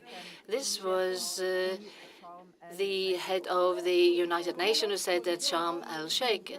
And how will the war in Ukraine impact climate change and the environment? We'll take a closer look at this, and we have a strong panel to help us. First, we have Research Director of Cicero, Merete Dotterud Leiren. Please welcome her.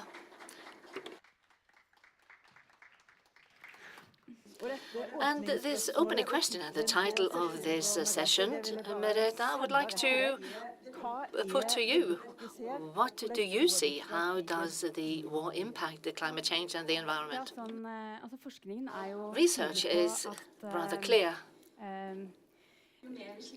The more greenhouse gases we emit, the warmer the world will be, and the bigger the consequences for the climate and nature.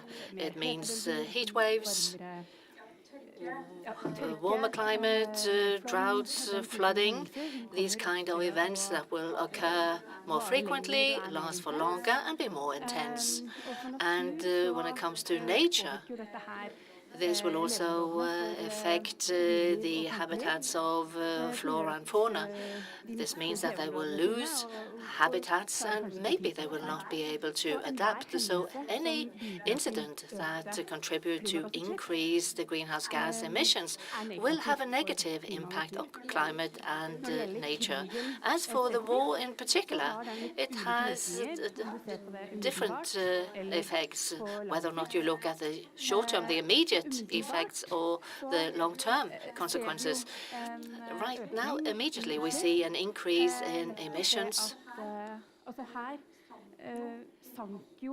Imports of Russian gas went from 40% down to around 9%, and this drop is so big that you can't just resolve it by introducing clean technology overnight. So what happens? The EU responded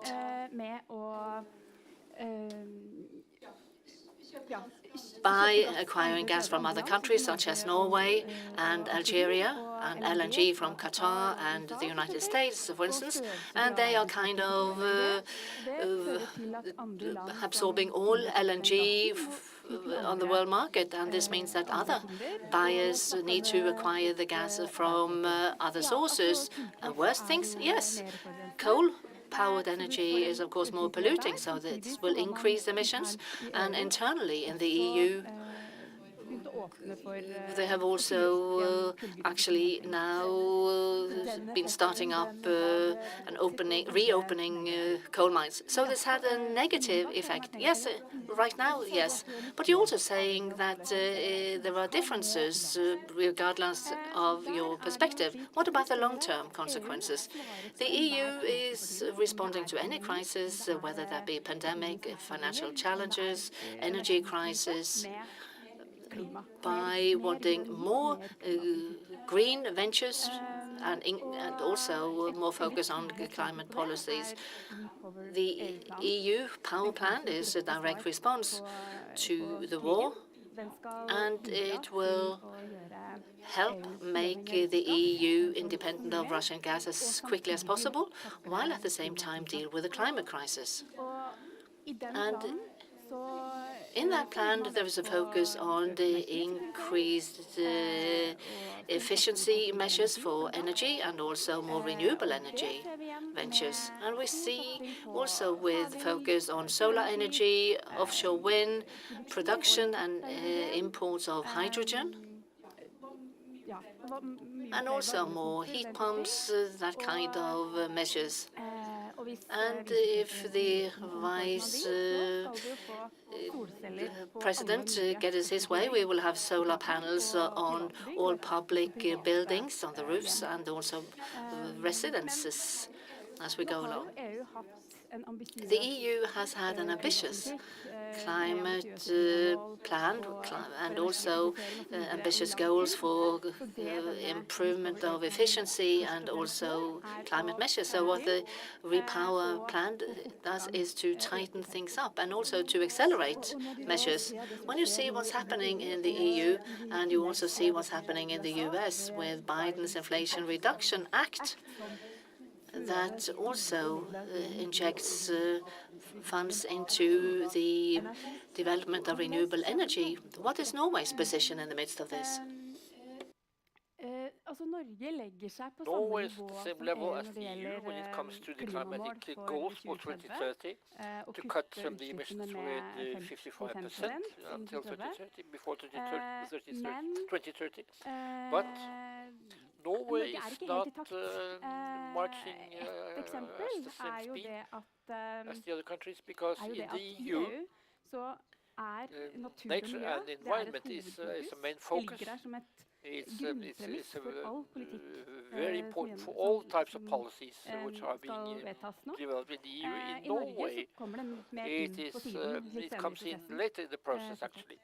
But this does not mean that we are now lacking in Norway. Yes, we are not following the EU at the same speed, actually. No, EU has a very detailed, ambitious, and also climate policy, which goes very quickly. It's a freight train that goes very quickly. That's what we call it. If you compare with the energy document from the parliament, and they also wrote a special document also here, decarbonize, for instance, go away from oil and gas and coal to renewables. And in that document from the Norwegian Parliament, from the government, you can see that there is a will to change, and they're working with solar energy, with battery factories, and also with the wind power. But this is not very concrete, what is in that document. It says that they should just facilitate. It doesn't say how this should be done, but it's about facilitating things, not about how it has to be done. That's not reached as far as the EU in that field. And then in Norway, we should develop and not outphase the oil production, oil and gas, which is a big contrast to the EU, because in this energy crisis we are in now, where the price on electric power is very high, they have said that they want to terminate natural gas. We're going to talk with another person now who is very active in this field. Bellona has worked in Russia for 30 years. They started with working with nuclear power plants, but last year they finished working in Russia. They just moved out of Russia, and they said that the war in Ukraine would also be a danger for the environment. We have Sigurd Enge here, who has been working for Bellona for many years, and he will also be with us. Welcome, Sigurd. When I talk about your experience, we can go back to the beginning in Russia. You were arrested. What happened actually in Russia? Well, it was I had been a fisherman in the Barents Sea around Spitsbergen for some years, and when I started to work for Bellona, it was of course in the north. I wanted to work. That was the focus for Bellona, and the first thing we did was to go to Nova Zemlya and protest against the atomic tests there, bomb tests. We were very close to the territorial borders, and we hoped that they had a security zone, that they would not blast an atomic bomb while we were there. And in the end, we were arrested by the Soviet Marine, not the Russian, but the Soviet Marine. This is so many years ago.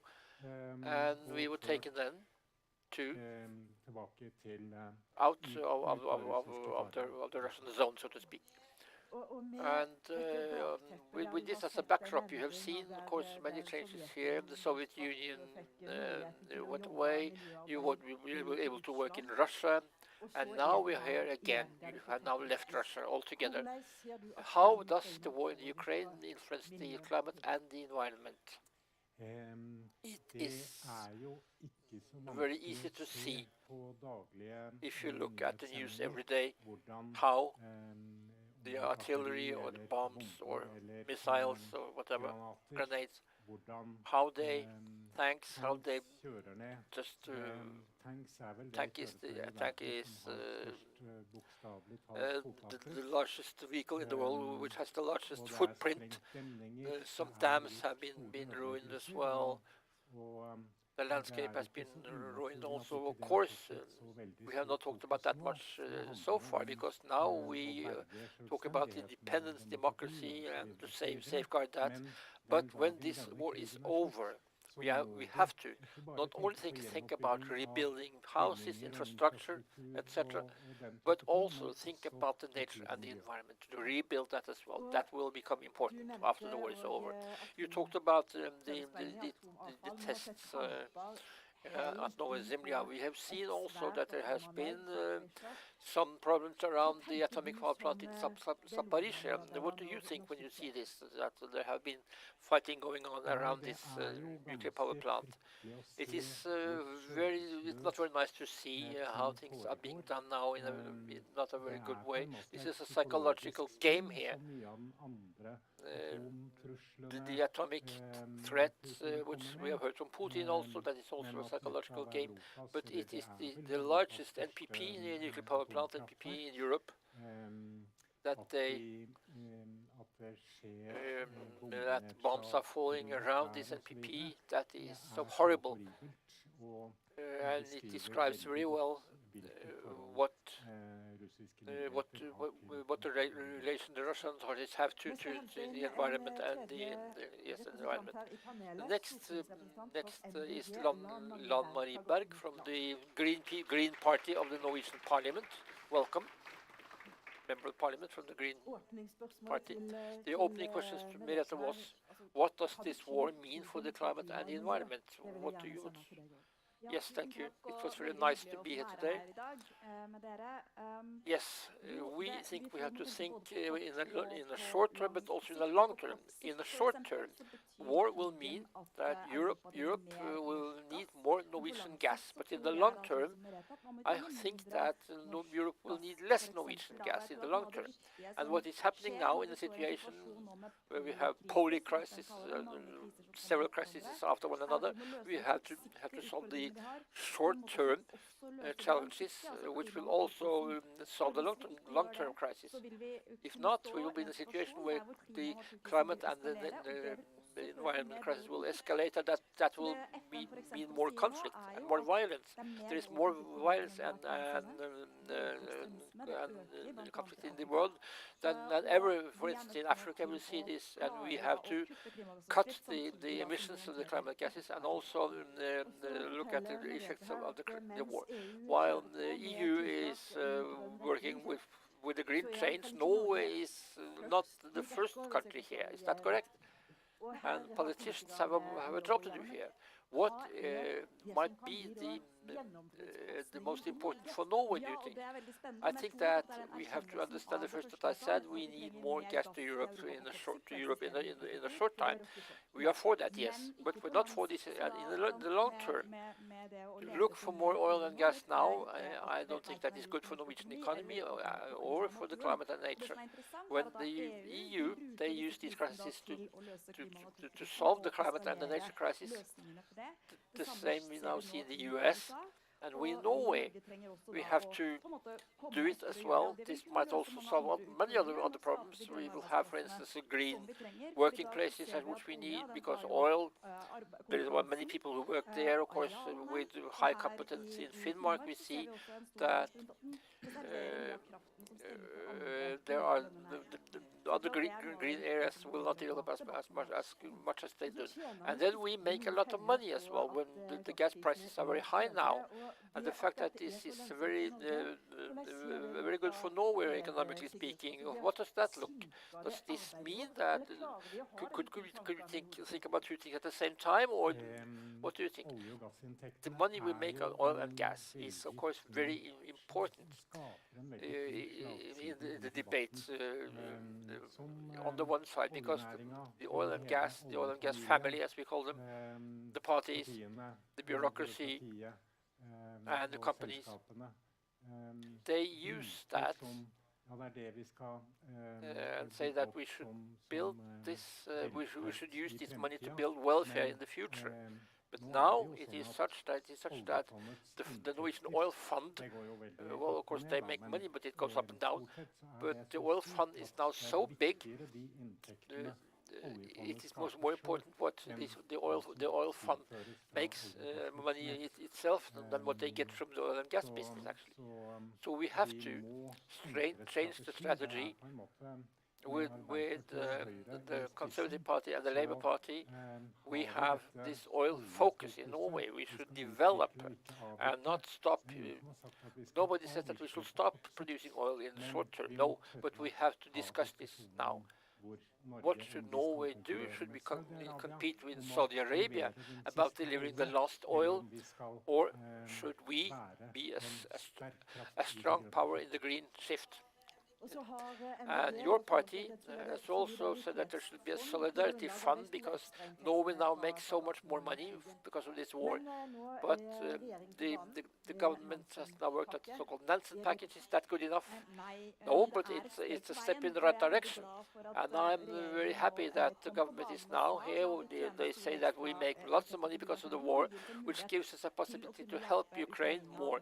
But we have suggested since last year, since the war started, that all the extra money we make, because the prices are very high, it's about 2,000 billion kroner last year, they should be used for humanitarian help and also for renewable energy in Europe, to help solving the crisis we now have because of the Putin's energy crisis. And we should use this money also to poor countries because of the pandemics, and also because of the climate change. And then we can have done quite a big difference. To use the possibility we have now to solve the short-term problems, which will also solve the long-term problems. And this will give us a better security situation also in the world, because we know that renewable energy, we see this now because of the war, is more important, is better when it comes to the security situation than fossil energy. And also, of course, the local production of food is also more important. We see that many countries now have problems with getting enough grain, for instance. If we look at this, the local, to have more renewable power, we have a need for this. We have a need for more power here in the north. How should we do this so that this could be acceptable, both when it comes to the people who are living here, the environment and the areas, and also cover the needs we have. We have to. It was a big question, this, of course. Well, I have looked quite a lot on the social acceptance. We have looked at international literature and seen what is influencing how we think also in Norway. And people definitely think about this. It should be a fair development here, the fair process here, and what should we use this new power to? That is also important for many people. Where does it go, this new power? And what are the effects on the climate, nature, and other local values as well? When it comes to wind power on land, the most important thing here is the economy, and the biggest resistance is local values, the identity of the place, things like that. So how, if we want, well, we see now Many ministries are now under siege by the demonstrators down in Oslo. How could we get acceptance for new renewables if the resistance is so big as it is now? Bellona, please first.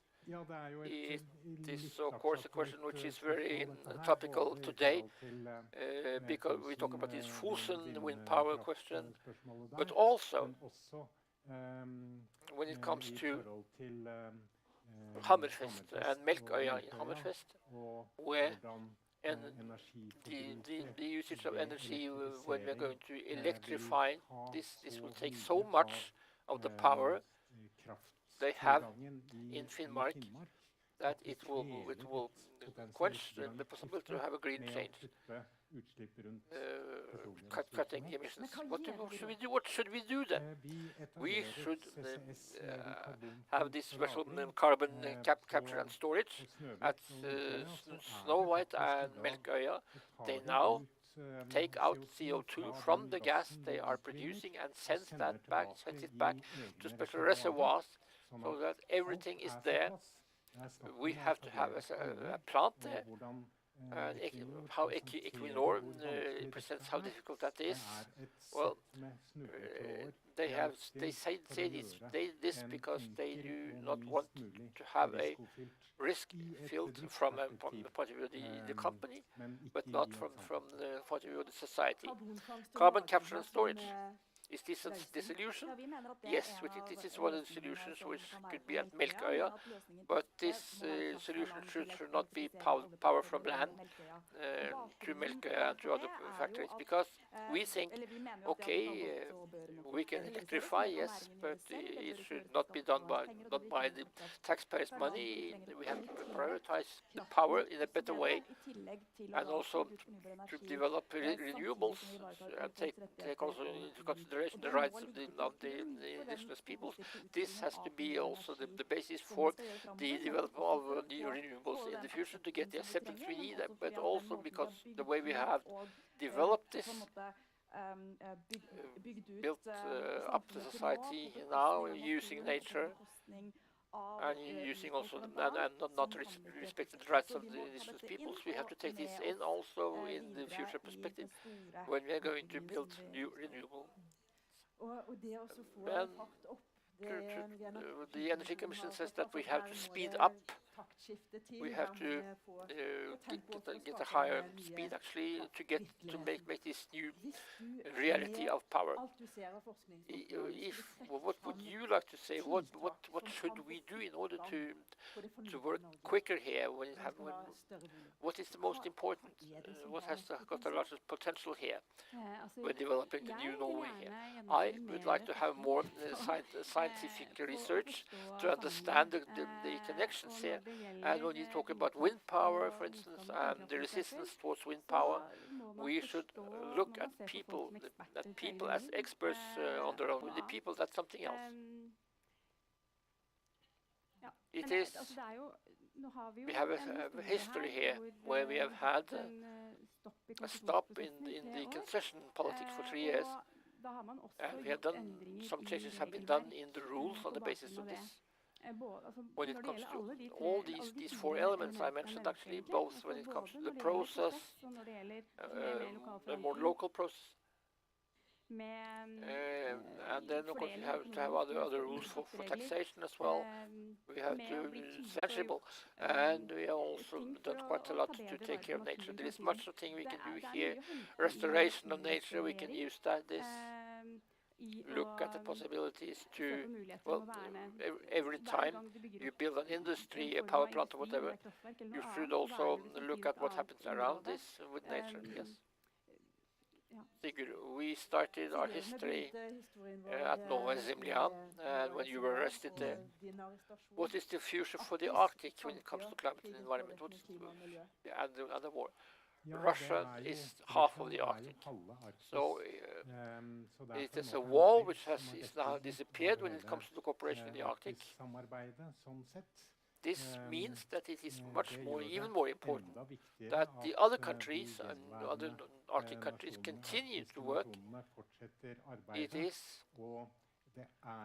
more or less 30 years since the Arctic Council was established, in a very different time, and the Arctic looked very different also at that time. We need to update the goals and the agenda also for how we are going to save the Arctic. That was the last word in this little panel here. Thank you very much for having taken part. Before we move to discuss global trade and international conflicts, I would like to remind you, if you have any questions to anyone on stage, you can call in the number that you see on our slides and actually text questions. And please be brief if you do so. Business is also politics. Those were the words of Jens Stoltenberg, head of NATO, at the NHL annual conference. So how does war and increased tension impact global trade?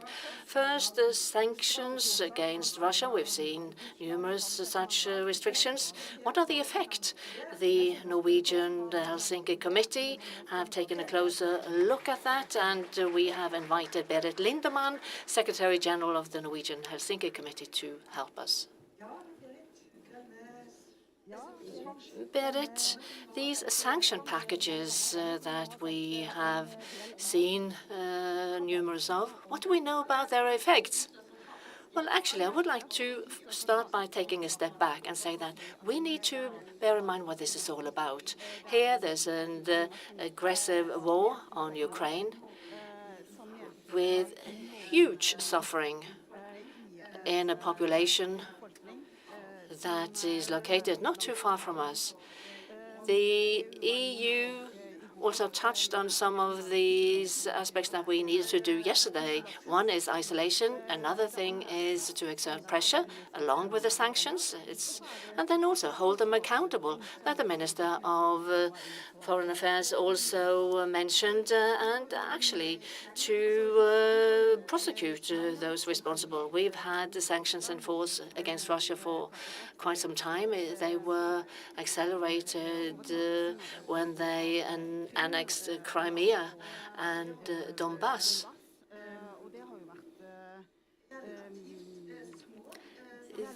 These sanctions have been rather limited in the big context. And when I mentioned holding them accountable, then I believe that the initial sanctions back then were so weak and that they made Putin braver now.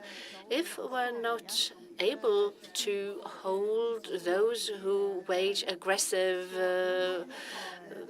measures accountable, then of course it will spur them on. Well, still, many people ask if all the sanctions that we have implemented have an effect. This is really interesting because we have personal sanctions that target individuals. For example, here we're talking about freezing bank accounts, visas, and we have more than 1,000 persons on these lists, 200 enterprises. And then we have economic sanctions, sanctions that have consequences for enterprises, but also restrictions on certain products that will no longer be exported to Russia. And these individual products, well, it's not any products. Well, it's primarily products that are being used or can be used in warfare, but also products that Russia wants to have access to, and that we have such restrictions to also decrease morale in Russia. But we also heard that the European Development Bank issued a report a few days ago that showed actually that, all right, exports of products to Russia reduced heavily with the first sanction packages. There were 10 such packages. But at the same time, exports from European countries, the EU countries, the same countries that introduced restrictions, they are at the same time then exporting to Kazakhstan, Uzbekistan, Armenia. And that's part of the customs union that can actually export to Russia, to re-export them. But it's very weird that Kyrgyzstan needs the same amount of these products that Russia used to need.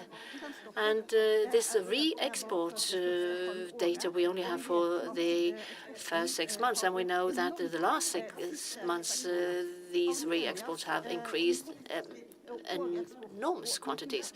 And the 68.8% of exports to Armenia increased last year. But are you saying that such a huge effort are done to circumvent the sanctions by Russia?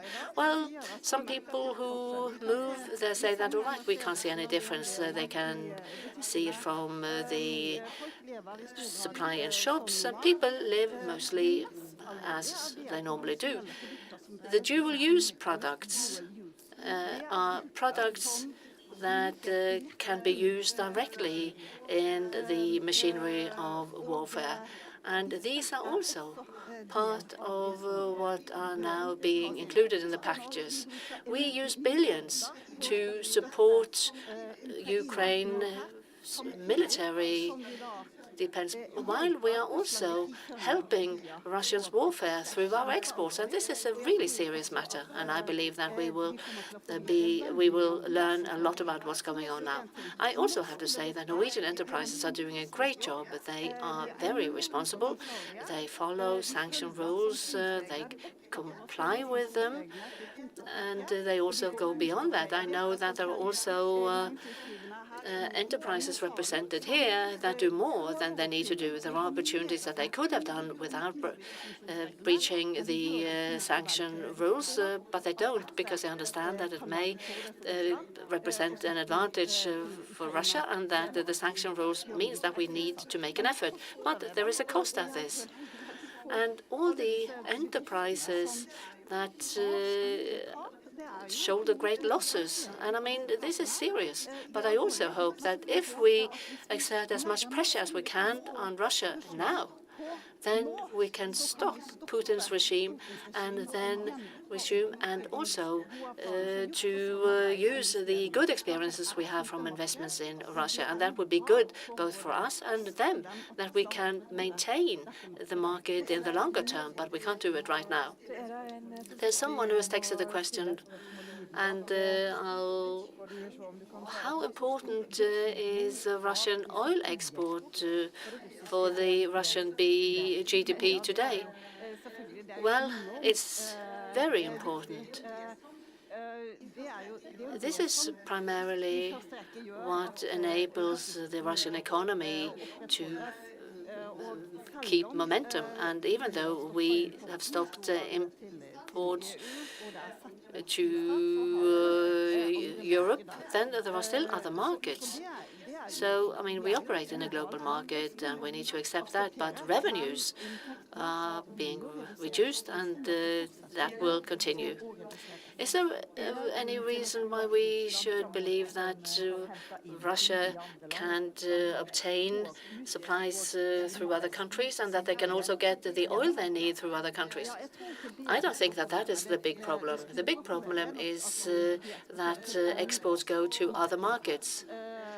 And the Chinese will not pay as much as European buyers, and that's also part of the big picture to consider.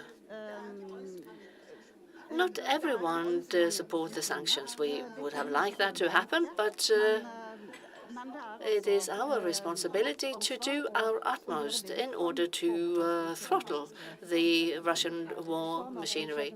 And we also heard that authoritarian regimes seem to come together. Is there any indications, as you see it, of increased trade, increased cooperation between Russia, China that haven't been communicated. Well, we are a human rights organization. I don't have full overview, but there is definitely increased trades between Chinese and Russia. An expert will come and talk about that, so I will not.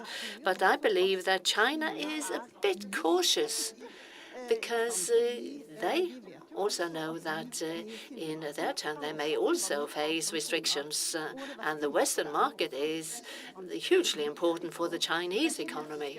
So therefore they also need to act with caution. You mentioned our China expert, namely Henrik Stålhane Him. He is the assistant professor at the Norwegian Defence University College. Please welcome him. You've been listening to the Russian aspects, but if we're going to look at China, you work on foreign policy and international policy, and there's been some concerns about the war, and you also focus on the trade with China. What can you say? This conflict has been rather difficult for the Chinese because they have a close strategic partnership with Russia. They've had it for a number of years, and therefore they've been a bit reluctant in order to denounce the war in Ukraine or been willing to call it an invasion or a war. And they have reiterated many of the points that Russian has made. But China is also dependent on having good relations with Europe, among other things, and particularly now that the rivalry between China and the United States are increasing. Then I believe that the Chinese have probably also wanted to kind of approach Europe and maybe also to win some market shares. But the aggression in Ukraine makes that difficult because skepticism towards China has increased. Well, if we had introduced the same sanctions against China that we have against Russia, what would the world then look like?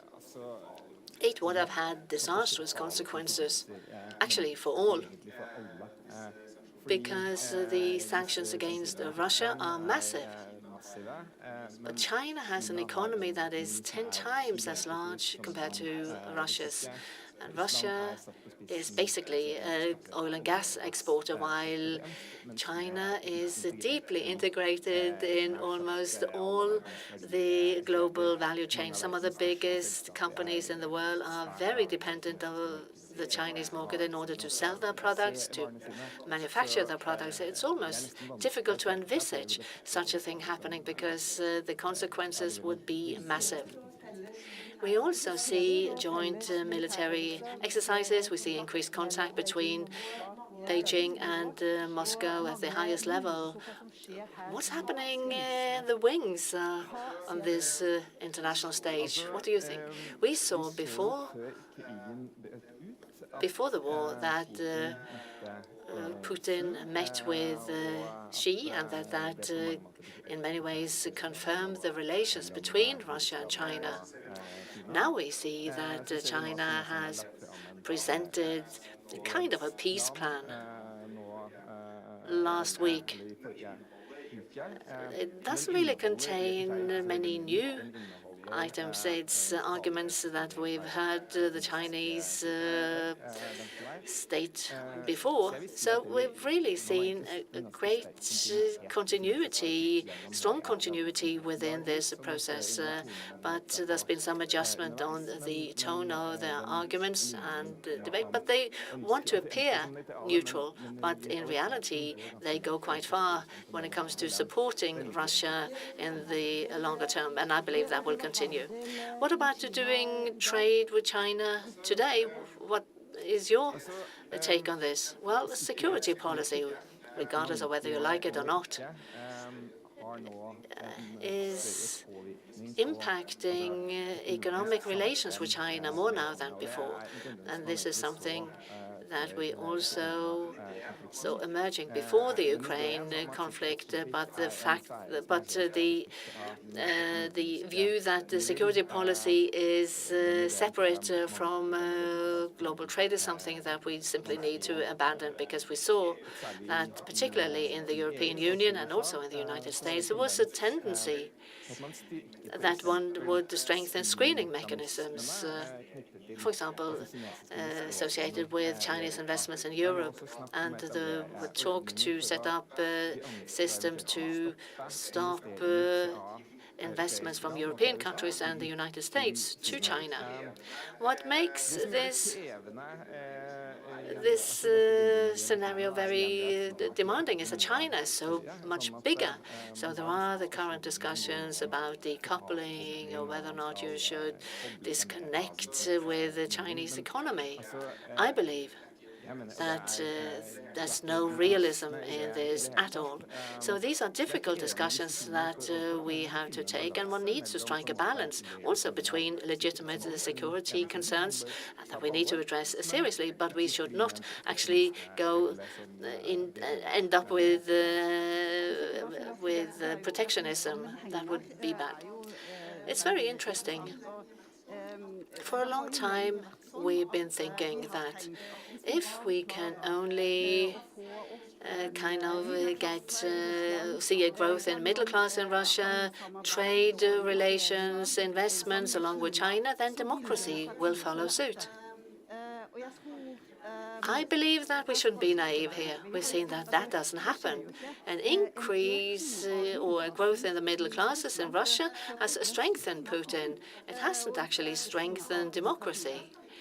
So we need not be naive. But at the same time, I believe that the business and industrial community can play a part in societies where you have authoritarian regimes. We are not against investments, but here we need to focus on being accountable and responsibility, because the fact that money makes money is not something that will promote democracy in themselves. Is that the same situation you've seen in China? There have been a growth in welfare, but there's also been a turn against democracy. Yes, the industrializations has not proven to be that valid in China.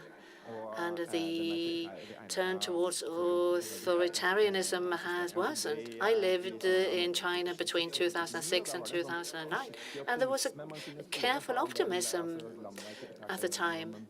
There was an increase in cultural scene, we could see, and there was also some kind of small movements, the freedom of expression. And of course, after he took a firmer grasp of the party, then things have moved in the wrong direction. But what about we have someone, the head of Norway King Crab, the CEO, namely Svein Ruud, and he can give us some perspective from Shanghai. All right, we have you on the screen. Welcome to the Kirkenes conference. Thank you. You are currently in Shanghai, and you're on a business trip. What is the goal of your trip?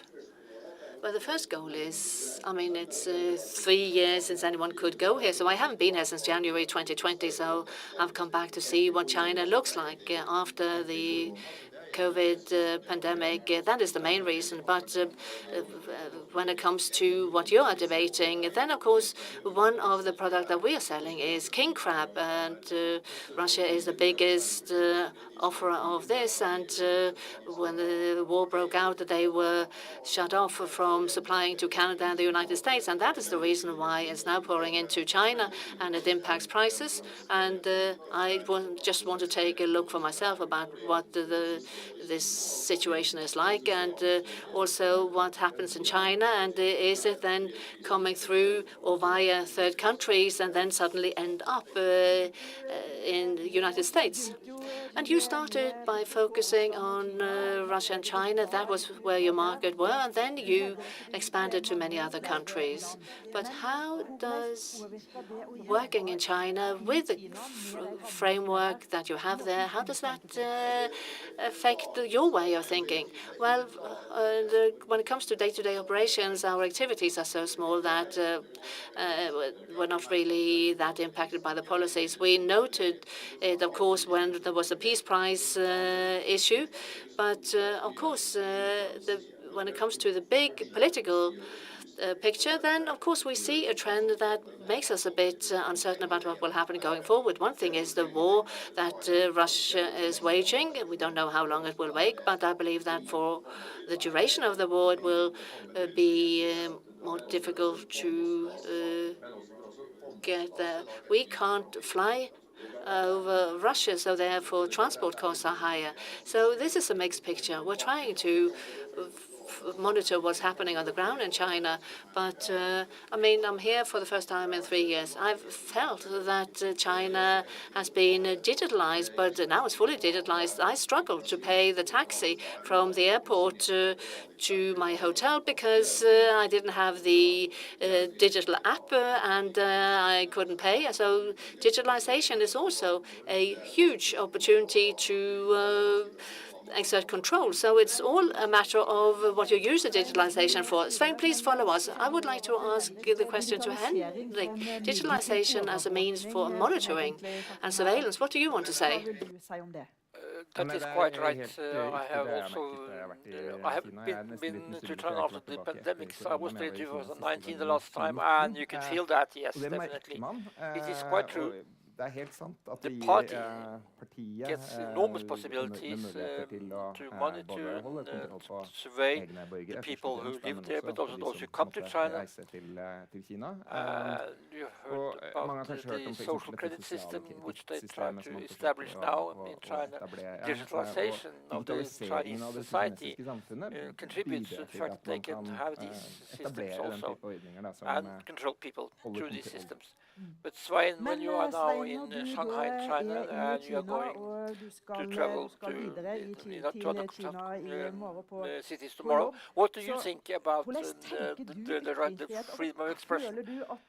What do you think that you as a Western director of a company, what can you say?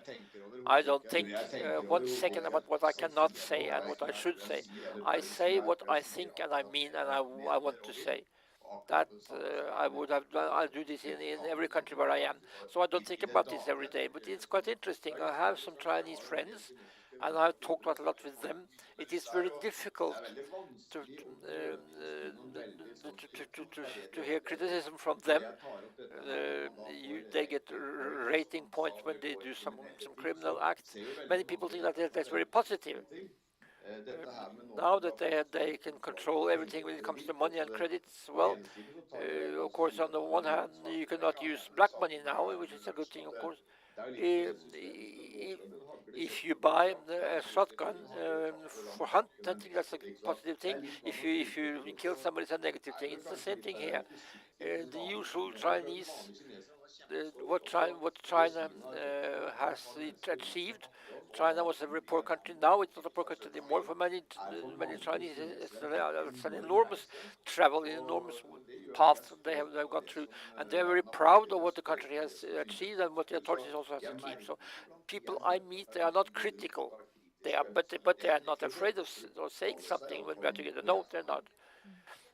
Is that definitely true? The freedom of speech, as Svein says, is that okay in China now? Is that not a problem in China? No, of course not. I mean, it depends on what you are saying. But when it comes to the rating of China, when it comes to freedom of speech, it's quite low. But there are things one can talk about, and there are also things one cannot talk about in China and criticize.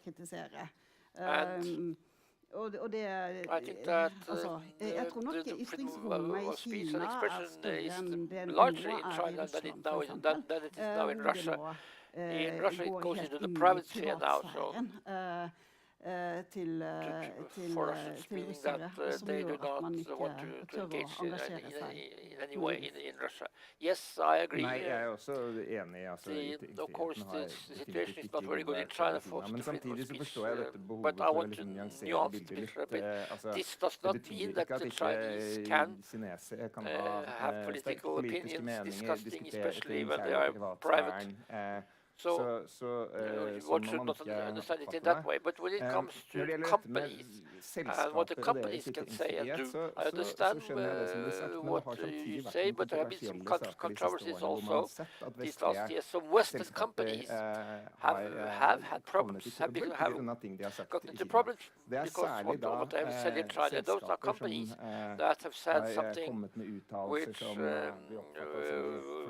where the parties think that they are talking about Taiwan, for instance, in a way that Chinese leaders do not accept. That's just an example. Marriott, the national hotel chain, they said that Taiwan was a country that was in the menu they had on the internet. You could choose the country you came from, and that there was a boycott of Marriott after that. And they had to go out and say, excuse us, we made an error here. So many companies are a bit careful now about what they are saying in China about controversial topics in China. Svein, you will continue your trip. Where are you going now after Shanghai? This is the last, actually, stop. I have been in Macau, in Hong Kong. I'm staying here until Sunday. And I'm flying home by SAS. It takes 15 hours now to go to Copenhagen. It took 9 hours before. Now it takes 15 because I cannot fly across Russia. This is also a result of the conflict. So have a nice trip. Have a nice trip. And from us in Kirkenes. Thank you, Svein.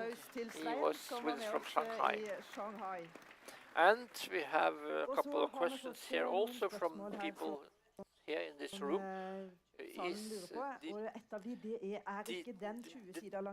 20-page long Russian-Chinese document from February there is a receipt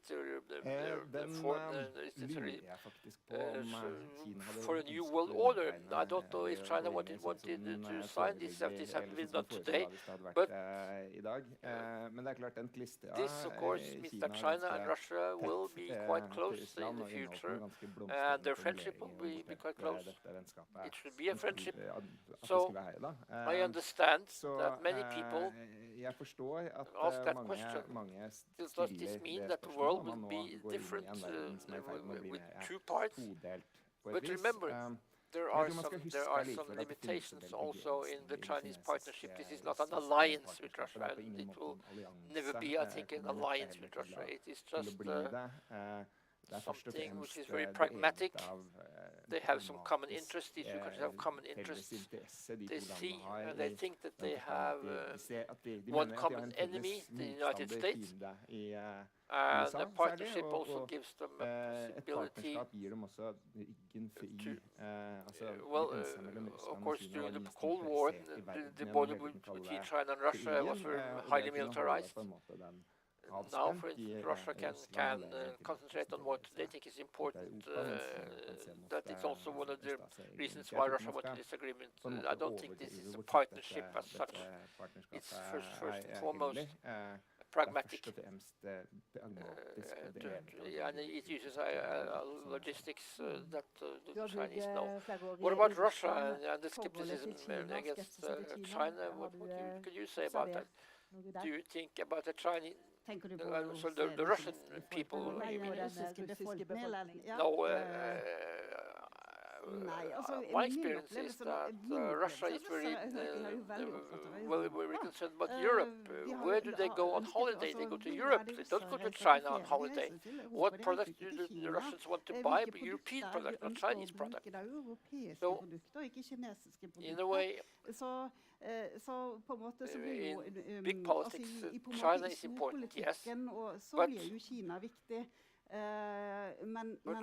most Russians, they look towards us, towards Europe, and the oligarchs, they live in the West, not in China. They have their houses, their cars, and schools for their children. And there is Og så interest er here det also in interesse i this salen room for et tema som when it comes to global absolutt hører trade, med that is i India. global handel, India og det er India, will be som i år blir verdens mest country in the folkerike world land. with most people Og now nå er det this jo ingen year. av Of dere course, som you are har not forberedt dere på å snakke om prepared India, to talk men about India, but the prinsippet largest at country, verdens large mest population folkerike in land India. her This is høyder also a naturlig part med of i en the discussion global here handelsdiskusjon. about global Er det trade. What do you noe think som is dere relevant when you ser talk about er relevant the war in poenger the ut fra Ukraine? krigen her Well, i India Ukraina? is Altså, in India the har jo same tatt position litt samme as posisjon China som Kina when it i comes forhold til krigen to og Russland. De criticizing har avstått criticizing fra Russia. å They do støtte not support criticism against kritikk Russia. mot In Russland. India, they do not do that. Samtidig så har de også They have a democracy index which goes down all the time in India as well. er jo This has been a success economically speaking, but the democracy is at a low level now in India. So maybe we should compare that also India and China. And there are some markets there, and they are also relevant for Russia som er relevant today. for Russland i When it comes to dag. India and Altså, their når det position, gjelder India og when it comes deres to the posisjon war in Ukraine, i forbindelse med India has krigen, så traditionally speaking har India tradisjonelt they have had a close connection with Russia. They buy lots of arms, weapons from Russia. They have done that and still do. And the bigger picture is that Men det litt sånn større there bildet is er at det there danner is seg also tettere quite close sikkerhetssamarbeid i connections denne between the regionen Quad countries, mellom de såkalte Japan, Quad-landene, Australia, altså USA, Japan, and Australia, India, USA in the defense area, og India, because they feel that drevet av en sånn felles they are worried about si, the uro Chinese, over kinesiske the fact that innflytelse. China I is litt now sånn større bilde så growing. ser vi at So we think det er that den veien that India will go in that søker seg, direction og den er more heller ikke noen with allianse security nå cooperation, på ny actually, which ennå, will men det er be et more, even more sikkerhetssamarbeid close. Thank som you very blir much tettere. for having been here. Tusen takk for at dere stilte Berit i and Henrik. panel i dag. Berit og Henrik. En god applaus til begge to. And after lunch, Og we are going to talk etter about lunsj, power, da skal det and handle we're going om to kraft. Og vi work skal with møte mange several sentrale central aktører people in på this field. But feltet. now we have lunch, Men nå er det and we will be først back at lunsj, og vi 1300 starter hours. på igjen klokka 13.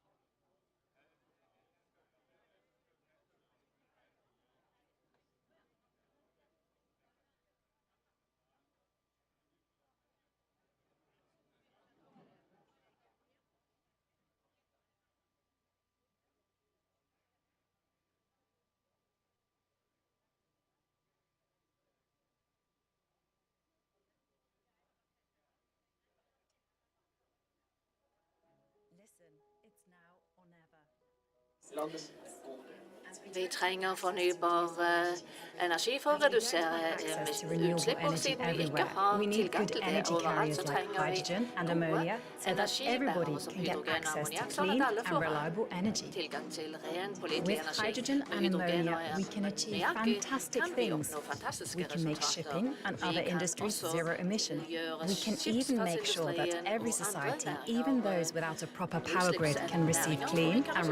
andre utslippsnæringer At Aker Clean Hydrogen and Varanger Craft, we are, among other things, trying to make the Arctic zero emission. In Berlevåg, we have access to energy from one of Europe's most efficient wind farms.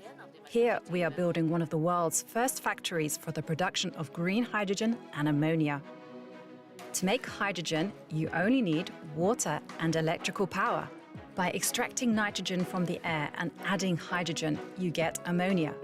The ammonia is cheap and easy to transport, and it can, for instance, be used as fuel for engines and in power plants instead of natural gas, diesel, and coal. The surplus of oxygen and heat from the factory can be used in local industry, everything from fish farming to vegetables. The ammonia from the factory is loaded onto tankers and then transported to the consumers. Our partners Grieg and Wärtsilä are aiming to build the world's first zero-emission tanker that even runs on green ammonia. The ship, named MS Green Ammonia, will transport the green ammonia to the consumers emission-free. Clean and reliable energy for everybody.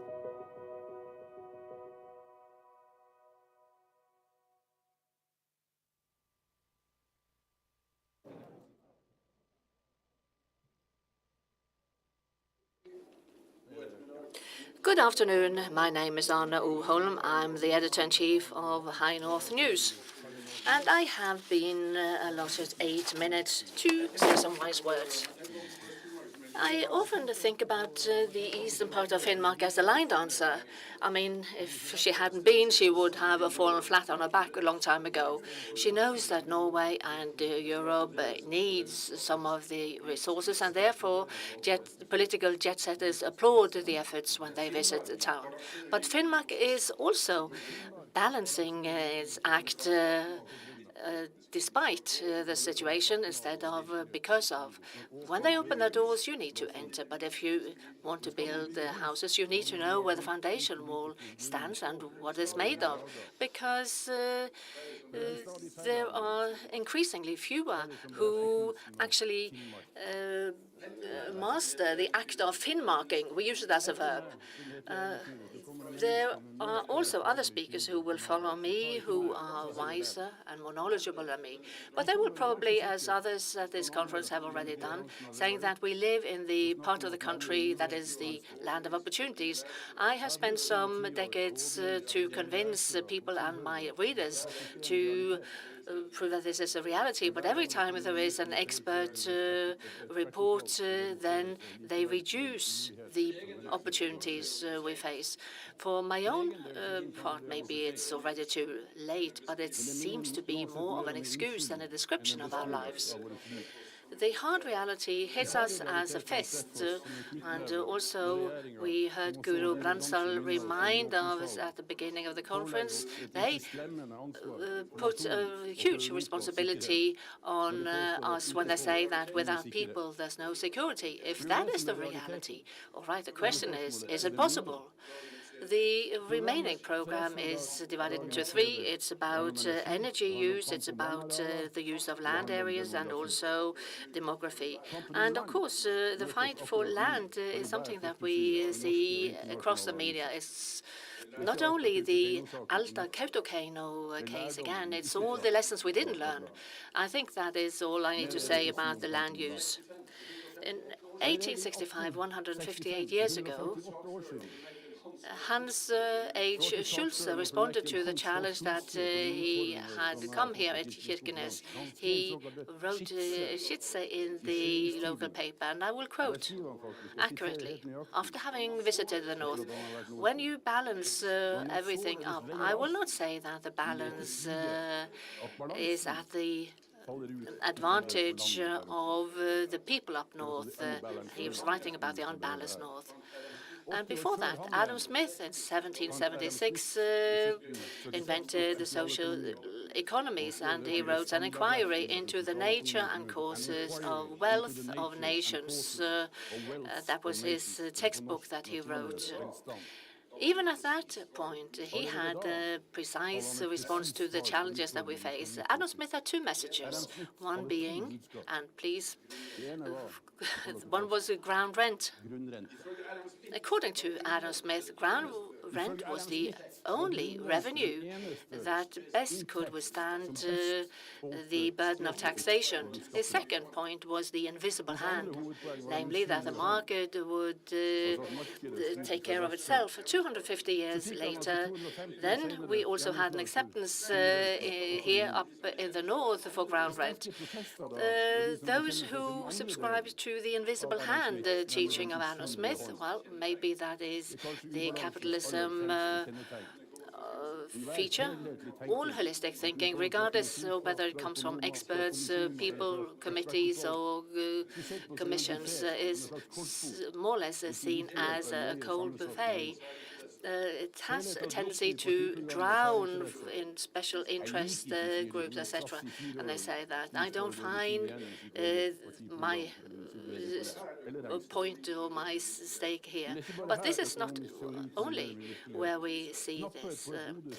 I mean, here you should look to alternative production or set a price per capita, because I mean, if each krona invested should also have an impact on the individuals, I mean, that is only in theory.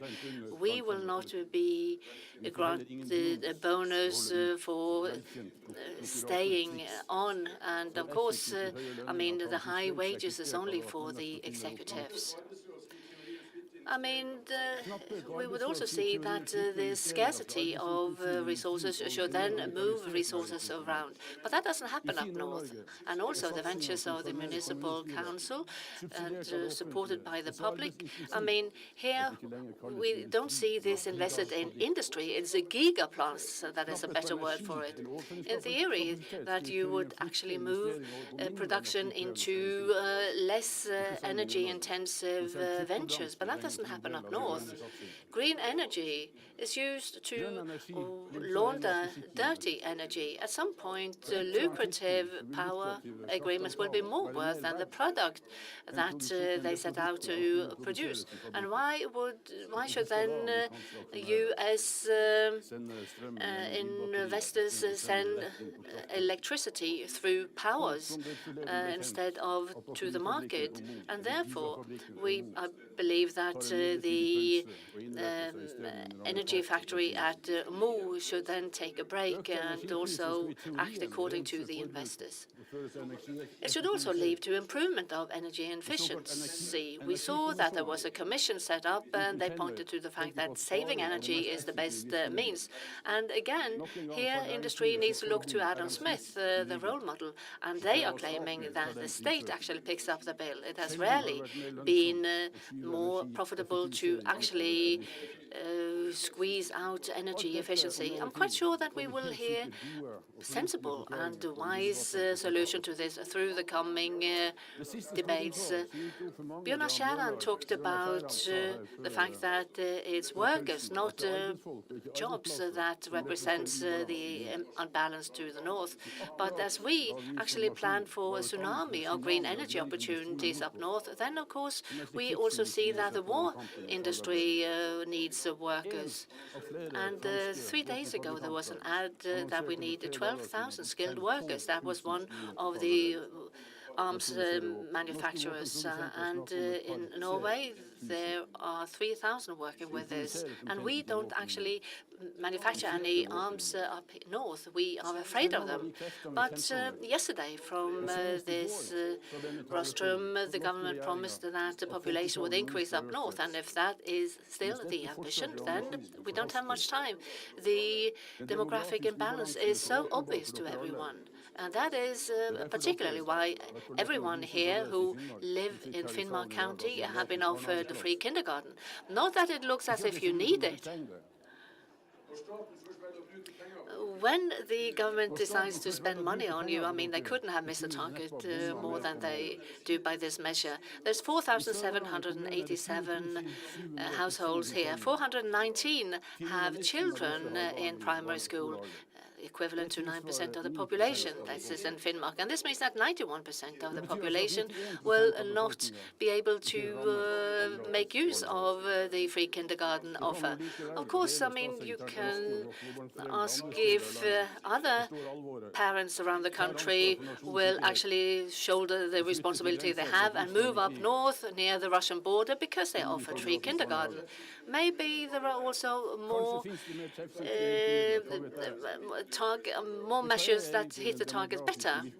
If we look at last year's statistics, well, it's not easy because the population also includes Ukrainian refugees, and we take for granted more or less that they will go home after the war, and that is what we hear the rhetoric of the government. Those we can't send out of the country, we hope that will disappear by themselves, like registered post. I mean, if we look through to 2030, over the next 6 years, and then I want to give you a hypothetical experiment. Please stand up, everyone. It'll do you good. We're in 2030.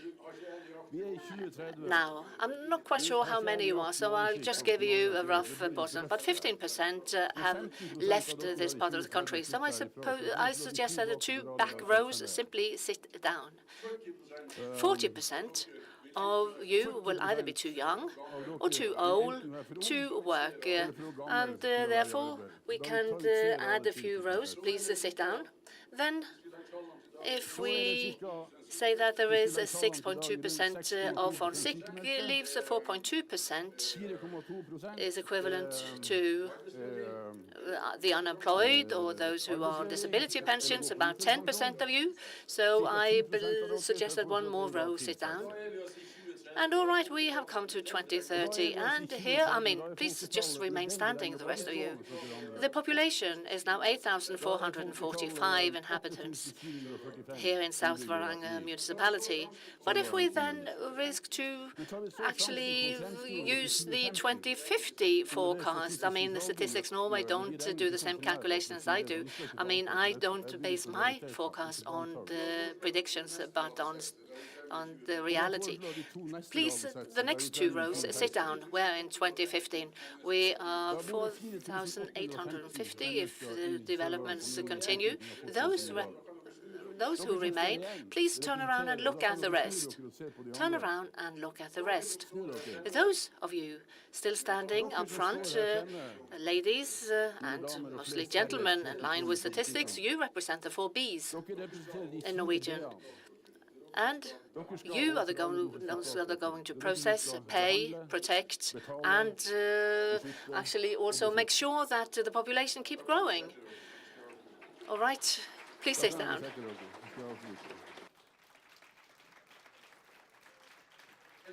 And in the name of all decency, because I am a decent person, then I will not do Schulz justice if I don't also quote his next line in the paper. But I assume that one will admit that it is not as bad as one had thought, since it is possible to live and to live well under the polar circle. And he is really right.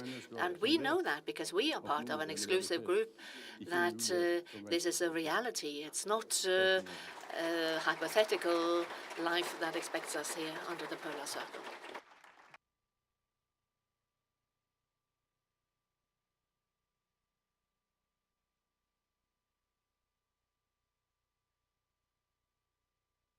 Ladies and gentlemen, Arne O. Holm. All right, thought-provoking, and one of the aspects that he mentioned is the fight for land. It marks both the news, and it has done so for several days now. We have a Ministry of Oil and Energy that has been under siege by demonstrators, and the same goes for other ministries. They demand that the wind turbines at Fosen Peninsula that have been ruled unlawful by the Supreme Court has to be taken down. At the same time, we need more energy. So what do we do? This dilemma is now resting with the ministry, and we have Amund Vik, the State Secretary of the Ministry of Petroleum and Energy. Please welcome him.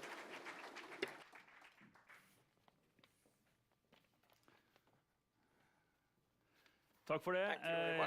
Kjære venner, tusen takk for invitasjonen til Kirkenes-konferansen 2023. Det har blitt en vane nå å sikre seg applausen på forhånd når man representerer Olje- og energidepartementet. Så det godt å høre.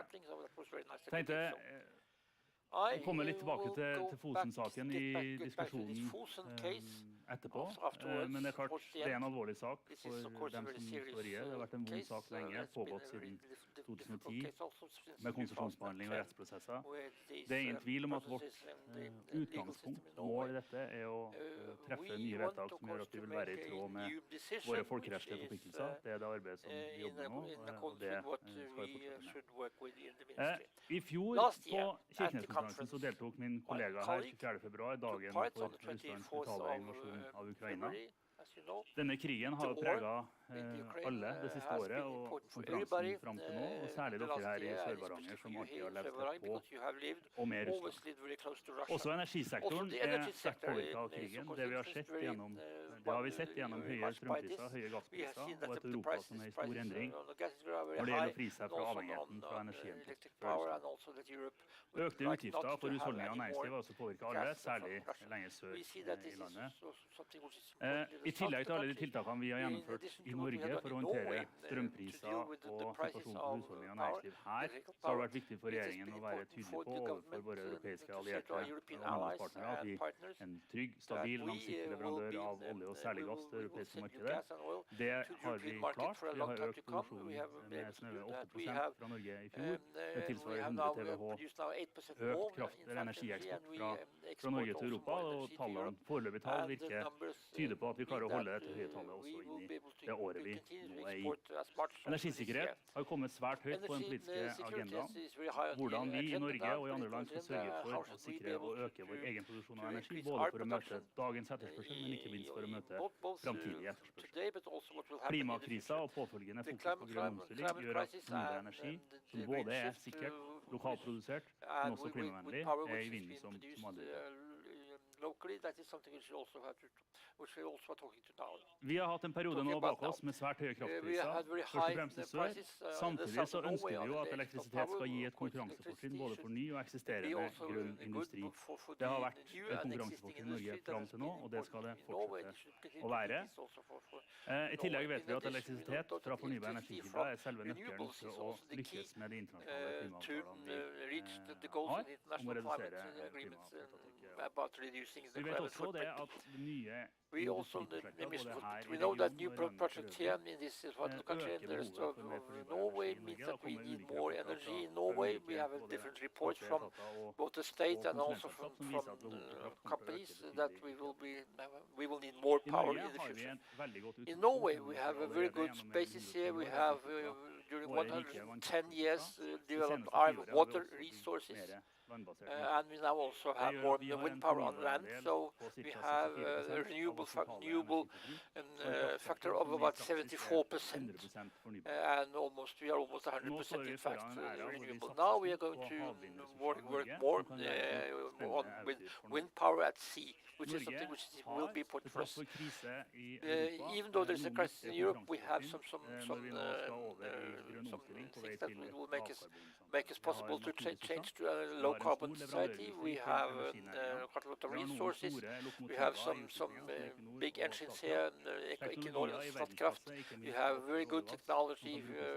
We can also be used not only for oil and gas, but also in the sea, at sea for wind power. And we have people with competence to work with this important area.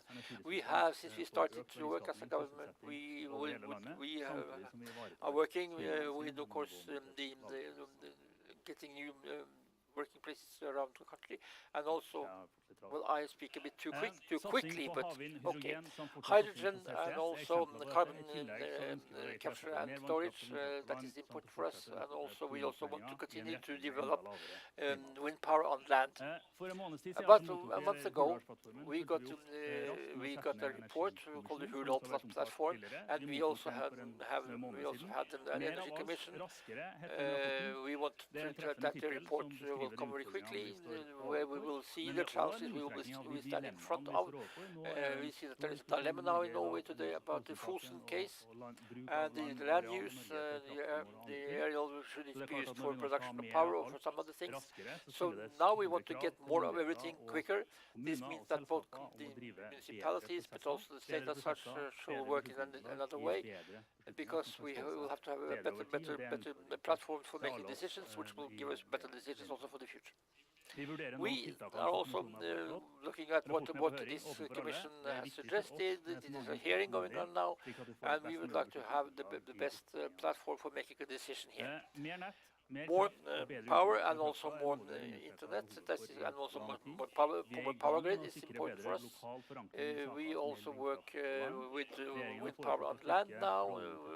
The role of the municipalities should be strengthened here, because one should use the law of plans and regulations before a concession is given to build on land. I would like to say that this is not so interesting for many people to discuss what is the basis for the building of new projects in this area. I know that, but we also have talked about the ground rent tax, so that the people who live where we are going to build, they are going to get quite a lot back from this. It has also been very important for us, the wind power on land, for development of local areas. And you in Finnmark, you know that to build renewables and also to build a new grid might be a problem both for people who work with reindeers and also for other questions like the environment. I'm going to Berlevåg tomorrow and to hear about what they think about this question. I'm going to a wind park there and also hear about the plans for the development of that in Berlevåg. I have 1 minute left. The question we have is when it comes to competition or crisis in Norway, we have very cheap power and large natural resources. This is something which is very good when we are in a competition today with other countries, and that is why many industrial companies want also to produce in Norway, in the north or in the south of Norway. We have to. This is something which is a good thing for us today. Statkraft, Statnett and NVE will say that this means that it demands quite a lot of us to be able to be competitive in the future as well. We have to have more grid, more power, and we also save the energy and use it where it's best to use it. But this is something which is a challenge also for us as authorities, but also for local authorities. But there is quite great demand on us now. I think that it will be possible for us to do this in Norway, but it will demand quite a lot of us on the future. To contact you for your attention.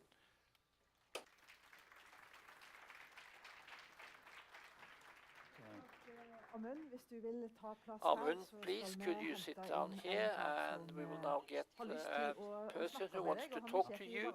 He is from Varanger Kraft, the CEO of Varanger Kraft. His name is Terje Skanse.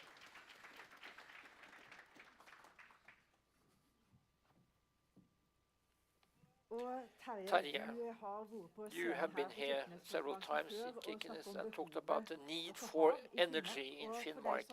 And for those of you who are not from Finnmark, what is the challenge you see?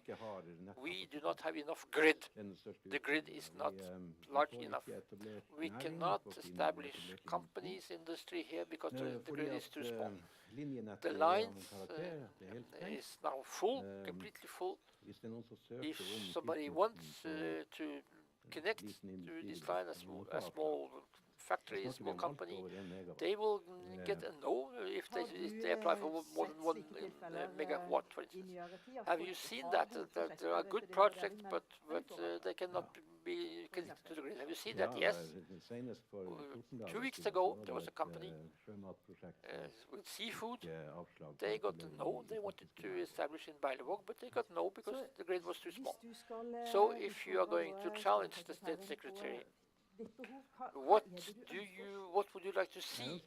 I would like to see decisions that we should have a central grid which will be larger for Finnmark without electrification at Melkøya, because if that will happen, then of course the capacity will go down again. So as you say, I've been here at several conferences in Kirkenes, and I'm quite fed up with myself because this 420 line, for instance, where I talked about that before, Statnett has done its job. The first year I said that they were working really not very good. Now they have applied for a concession.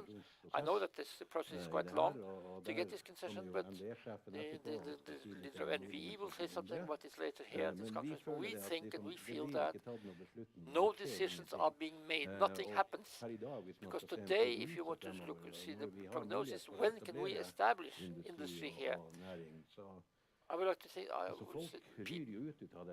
people leave Finnmark because of that. The demographic is very negative. 2030, if we do not do anything, such as the Energy Commission has said we should do, this. So we want much more, much faster. If we should do this, where should we start, Amund? First of all, I agree. You need a new grid here, strengthened grid here in the northern Finnmark. If we want to have more faster, and we want that as well, then we of course have to have people who can look into the documents much quicker and give a concession much quicker. And we have the NET committee. They came up with a suggestion last year, and the commissioners also said that we should do things quicker. What we have done is that we have given more money to the ministry so that they can have more people working with these cases. It takes not so long anymore to get the concession. We have not reached our goal. If there is interest here in the north, then we have to have we have to make things go much quicker so that these projects will be realized much quicker also. Does this give you? Is this a good answer? No, it's not a good answer. I'm an optimist. I'm always been an optimist. I'm probably going to be in an old people's home when this line comes. But this is serious, people. As long as we don't have capacity to develop anything in Finnmark, then people will move. There is no work here. There is no development at all here. So, of course, and if people move from here, we don't need that much power, but we would like to have people living here, and that more people should come up here. Our children and grandchildren should be here also when they grow up. Our grandchildren. And the crisis is not only in eastern Finnmark. I talk on behalf of the whole of Finnmark. We have a net crisis in the whole of the country, a grid crisis in the whole of the country, but it is critical also in the western part of Finnmark, the Alta region. They have a large transformer station, but still they are unable to hook it up. I mean, new industries could not hook up to the grid because everything is reserved for Melkøya now in Hammerfest. There will be two ladies here more. They know quite a lot about power, and the first is Berit Tenbakk. She was a part of the Energy Commission.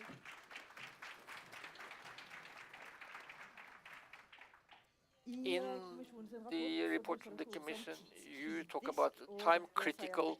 You said that you have to have extraordinary work to be done to make this. Where do we start? Nei, vi har jo pekt på altså det er tidskritisk fordi at vi har så ambisiøse mål for 2030 som vi har. Og det er jo ikke bare politiske mål, det er også en etterspørsel. Altså det er bedrifter som ønsker å tiltrekke seg og som ønsker kraft. Og derfor har vi pekt på for eksempel energieffektivisering og en del de tingene som kan gjøres raskt. Fordi at vi ser jo at veldig mange ting tar lang tid, av gode grunner og kanskje litt mindre gode grunner. Det er litt sammensatt. Men det er et enormt sug etter kraft. Skal vi klare klimamålet og skal vi også etablere ny grønn industri. Og det som er jo at den nye grønne industrien som vi vil ha, den er kjempeenergiintensiv. Den er mye mer energiintensiv enn den gamle kraftkraftindustrien. Så det, skal vi nå de målene, så må vi komme i gang og lete med Så skal vi hente en som også vil ha fortgang, og det er leder for Nyva Norge, Åslaug Haga. Used to be a minister many years ago. Og nå har From vi Energy Norway. masse forskning. We have a new report, we have research. We want to be now. Svaret på spørsmålet er nei. The answer is no. Why are we not there where we want to be? Det er jo et godt That's a spørsmål. good Ting har jo question. forandret Things seg have veldig fort. changed very Altså, vi har jo quickly. tatt at We have det å ha tilgjengelig kraft to og have enough faktisk power. We have had that I Norge har vi surplus tatt actually of aldeles power. for This has Og always been hele so, and we energisektoren har have jo taken i this stor for grad granted. gått under So radaren the for energy vanlige sector folk. has been below the Og radar så for har vi ordinary plutselig people, kommet and opp i en suddenly we are situasjon now hvor in det a er krig i situation where Europa, there's a hvor war in prisene Europe, dras opp, where hvor the prices are oppmerksomheten much skjønner. higher, Og vi har det grønne and we have skiftet, the green som dere shift sier, also, som krever which enormt mye demands mer. much more power. Så det er jo noe med There's something with en varslet krise. we have heard about this crisis before. Some people have seen this for a long time, that it will be like this. But for the politicians, it has come very abruptly, I think, what to say. And there's one thing to say, now we do not have more time, Og ikke minst haster det her i especially here in Finnmark. Og det har The Energikommisjonen sagt Energy veldig Commission has tydelig, said at this. det haster. Og There is no more time to lose now in Finnmark. Skansen er i alle fall There veldig is enig i det. constant Men agrees upon that. hvordan But får vi how tid, are we going og to hvordan do kan vi this? begynne å Where se should we hvis vi tar start de mulighetene? to use the nå må vi begynne å possibilities? handle. We have to Og det er jo to ikke act så now. komplisert dette It's her. not that Hvis vi difficult, ser actually. på- Det høres hvis vi veldig ser på It Finnmark, sounds for very, eksempel. very Det difficult. handler jo No, om no, at it's først må not. vi ha nett. We have to have a grid first of Og all. i Finnmark And in vet vi Finnmark, we ganske know mye om hva som må what til. we need. Altså, vi må We ha are opp den not. der We have to have this double 420 line Vi må to videreføre Skydi. den over til That has Finnmark. to be Og dette må jo bare also gjøres. built to Og the så eastern holder part, det jo and we da have to do this. ikke at det skal It ta is not 10-12 enough. år It å should få take dette 10 på to plass. 12 years before this Så new det er line jo en comes. utfordring til This regjeringen. is for the government. Altså nå må vi We tenke have litt to som de think gjør as i they EU. do in the Og det er EU, at vi må få disse that these prosessene processes ned i should tid. be Og started det er much aldeles quicker. nødvendig. This Og is ikke minst very necessary, especially here. Altså det er jo, her er vi i en We are in helt a unik unique situation, security policy situation here, og at vi skal that stelle we oss sånn should do this, at vi i that we in Finnmark Finnmark, med åpne øyne with går open inn eyes, i en go into a situasjon situation hvor vi where ikke we har do not have arbeidsplasser, working folk places, flytter ut. people Altså det er leave. helt This meningsløst. is meaningless, Men completely denne meaningless. kampen om land, som vi hørte om We have also fra heard about this, the fight for Kan vi land bare sette i use. gang Can we med å start to bygge? build? Is that possible?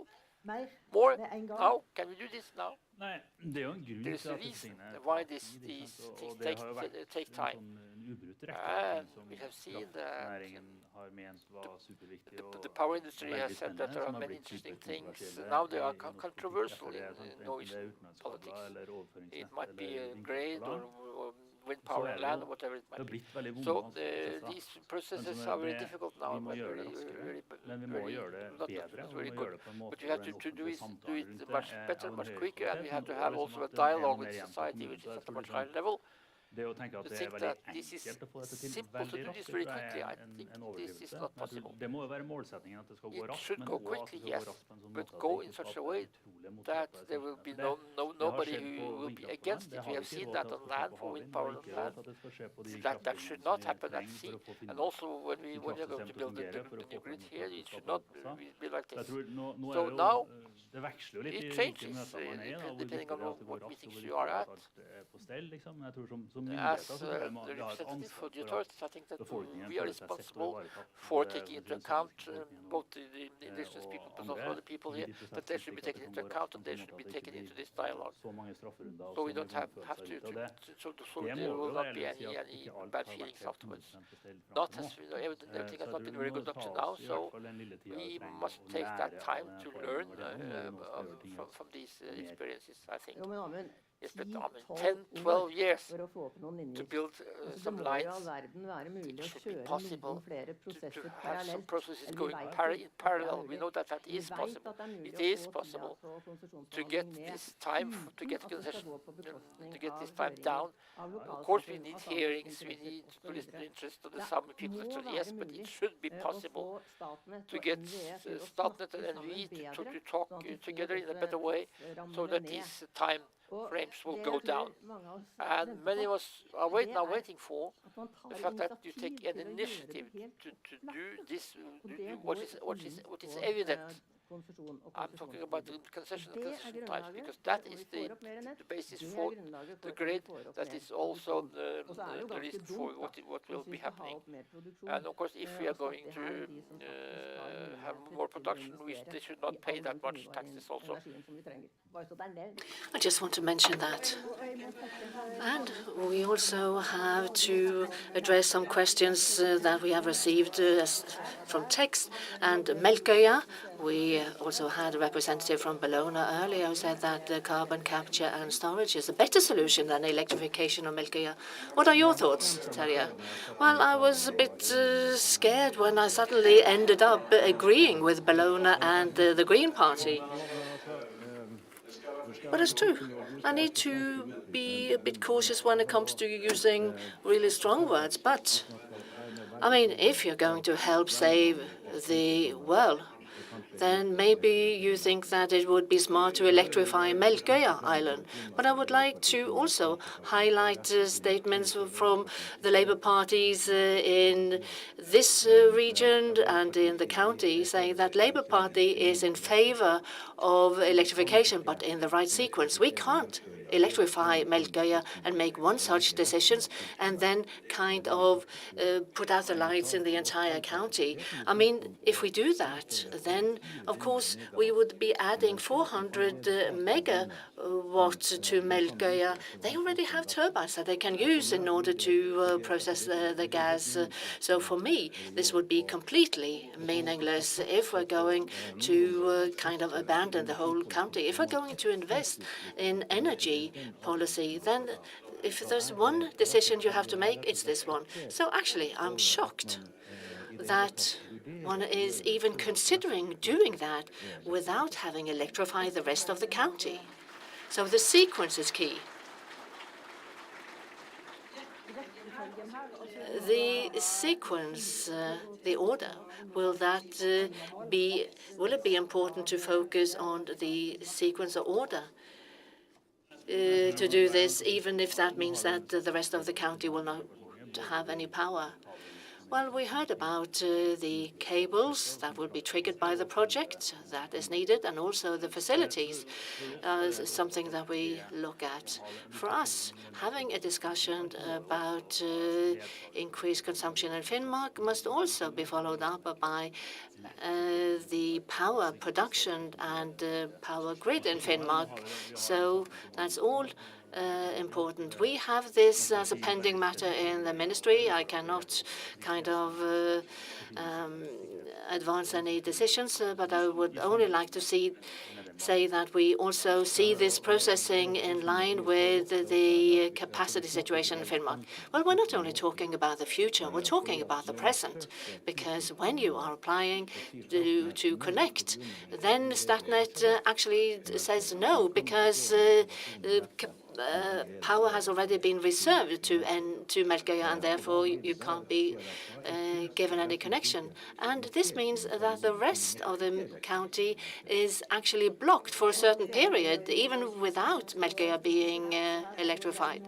But you have a lot of competence on the situation we face in Finnmark. What is the situation if we compare it to the rest of the country? Well, the situation is very similar in many parts of the country, but Finnmark has a special situation because the grid is weak and there is a small area where, there are outages. And I fully agree also with what was said about priorities. It's not as if we are to give priority to one over the other necessarily, but we need to prioritize a certain sequence. And there are some that are more time critical than other decisions. We can't do everything everywhere at the same time. There is also a division of work. I believe we have processes and principles for things to be socio-economic, but we can't expect that Statnett will have the expertise to value, for example, and appreciate the security situation in Finnmark and actually to decide the priorities in certain areas. And also that you cannot process the applications for the electrification of Melkøya on that basis alone. It takes more. And there's also a critical time now where the politicians must come in and say, we'll do this now, and then we'll give priority to so-and-so. Oslo, well, it seems as if many in the parliament have kind of undecisive. What would you do if you were Minister of Oil and Energy now? I like it when Amund says that he will take a holistic view on Finnmark. Well, it also applies to the rest of the country, but particularly on the situation in Finnmark. I believe that the first thing you need to do is to allow Statnett to prioritize, or that the government decides that you need to make priorities when it comes to grid decisions. There must be a difference between using huge amount of capacity on one place of work, even though it's future-oriented, and compared to creating jobs and setting up industry that can help reduce the carbon footprint later. So actually deciding on the priorities, what needs to take priority over something else, is so important, and that will also require Statnett to be awarded a new mandate. We can't live with the situation we currently face, namely that all industry applications are turned down because the grid doesn't have enough capacity and all the available capacity has been reserved for Melkøya. It's good to hear that they actually take the situation seriously, because it doesn't add up. There are many concrete questions texted from participants, but Amund, why can't we just decide that the processing for the application for the license of the 420 kilowatt line will be done by 1st of July? Well, here we have received 2 set of recommendations for doing things quicker. We will also make a proposal to speed up the process earlier. But there's no doubt that things have to be processed quicker, both in the ministry, in the NVE, and also by the authorities. And then we'll have to see, some projects are more controversial than others, some have more landowners than others that are involved. So I can't make any promise that it will be done by so-and-so, but our goal is to speed up the process significantly. And a concrete deadline, you won't make any promises now? Well, no, I don't think that it would be very helpful for me to sit here and pledge to deadlines. But here, I need to say that we have an ambition that things are to be speeded up. But we also need to see the energy situation in Finnmark and take other things into account. There are some solutions that are more important than others, but we also need to look at the totality when we make decisions. But in terms of new power productions, there is a great potential for speeding things up. But that is also our challenge. If we're talking about forecasts, 2029 or 30, it's far too late. We need to get started far sooner. And it's just 7 years off. Well, our ambition that things need to move forward as quickly as possible. But of course, there are different decisions, different dilemmas, but we share your ambition that things need to be speeded up seriously. Yes, we have panelists here who will follow and monitor the situation very carefully, but we have heard questions from participants, and we're happy for you, and thank you for your contributions. Thank you. We are moving on to a concrete case, projects with a great need for both energy and grid, and that is the hydrogen project in Berlevåg, and an ammonia plant is to be built there. And we also have the chair of the board, who was also a member of the plant that also sat on the Energy Commission. Yes, dear friends, I'm going to stand up here because when I start to talk about the ambitions to get more grid to Finnmark, one might be quite, worked up, and it's good to have something to hold on to. I see that the beginning, before this conference in Finnmark, when I saw that, those who said that the Kirkenes conference is the day where the meteorology is leaving us.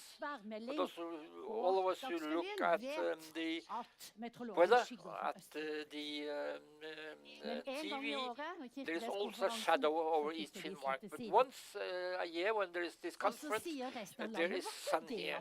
And the rest of the country says this was a good thing. It must be nice. How is it up there, they say. And this one day, ladies and gentlemen, Norway is interested in Eastern Finnmark on this very day. But what I saw this year was the meteorologists left a bit before that. Something happened which is very important. First of all, we talk about the ambitions here to electrify the Melkøya plant, but also the security policy backdrop here also. And I think that Berit said it. Berit Sandbakk said that the authorities in the power sector cannot be able to solve everything. We have to have also special solutions and special decisions made on concrete projects like the one in Berlevåg, and also when it comes to the regulation and the laws in this sector. I am, in fact, a lawyer. That is my civil job, and the challenges green ammonia in Berlevåg has would have been much easier to treat if we had been able to modernize the regulation in the power sector. You can see this here. This is the area. It is ready. This is the way it looks like now. Even though this has been drawn here, this has not been built anymore. We wanted to start in 2025. It's not possible. We have to wait for grid, and we have what we hate more than everything else. We do not know how, we do not know why, and we do not know when. Terje Skansen is 50% owner of ammoniac Berlevåg. He said it, that a new 420 kV line must be in place as soon as possible. What do I mean with changing the regulations and laws here? There are two things here. For the first, both the Energy Grid Committee and showed that regulation in the grid in Norway does not go so fast as the ambition is to develop new industry, because our laws on the grid says that we have enough grid. We have the grid we need in Norway. That is not true. It is not true. We do not have the grid we need in Norway. We need more.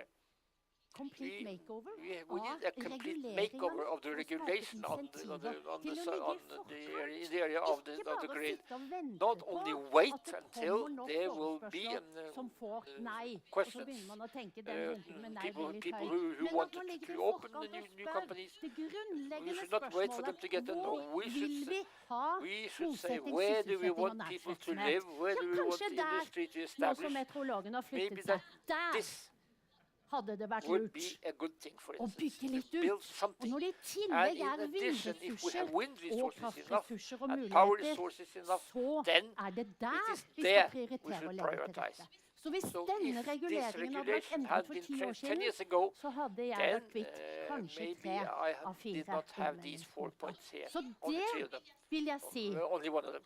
Amundvik fikk applaus før, og han fikk litt he got some etterpå. applause Og before det and er jo afterwards. i erkjennelsen And av that is det er because ikke bare it is not easy.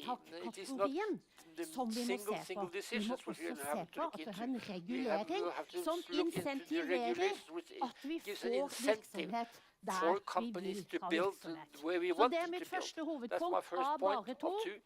Vi må We også se på have to look at reguleringen, the ikke regulations bare and laws, enkeltvedtak. not only on Og det andre single som jeg vil decisions. si, And the det second thing I want to at say når is man that skal if you bygge want to ut, build, så må man you også tenke always på have to det think about the totale total bildet picture. i forhold When it til comes to ringvirkninger, ripple effects, relevans, for å relevance to mobilisere de mobilize the allianser som er alliances which we nødvendige. need. Og igjen, And again, Green Ammonia Green Ammonia Berlevåg er ikke Berlevåg verdens største is not the prosjekt, largest men det project er in the world, nesten verdens but it's viktigste maybe prosjekt. it's the most for Østfold. important project in the world det for er Eastern fordi Finnmark, because her here kan vi lykkes we med å might be able gjøre to det do som hele what the energitransisjonen whole trenger. energy transition needs. Samarbeide, Cooperation. tillitsfullt, nært A good samarbeid mellom cooperation offentlig privat between sektor the for å state and the private realisere en sector to samfunnsutvikling get som vi development of ønsker oss. society which we Og want. i dag And today, er det grunnleggende the problemet main problem here is at vi that har sviktende tillit we do mellom not have næringsliv the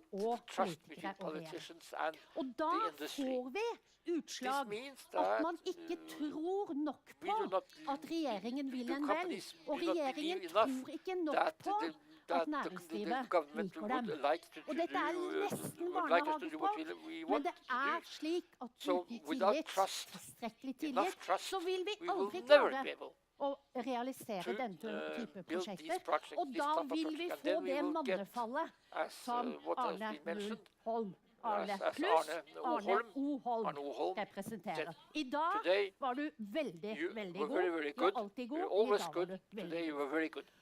Og den And the demography demografiutfordringen that we have here, er jo the challenge of i the sin demography kjerne is en a politisk political utfordring. challenge. Og når man And da when kan omfavne you can næringslivet i en embrace pardans for å the realisere denne industry type prosjekter, and dance møte together with næringslivets them behov, in order to bygge build nett tidlig nok, these projects, build a og grid ivareta as soon as om- possible, og sysselsetting and over hele be landet, able og to make særlig people der hvor live vi har en wherever sikkerhetspolitisk they want to live and where we want them to live, Green also in the Ammonia north where we have also kan these bli the security poster boy process. Because for å Ammonia gjenoppbygge tillit Berlevåg mellom might be a offentlig poster og boy privat to sektor. rebuild Mange the takk. trust between the private sector and the state sector.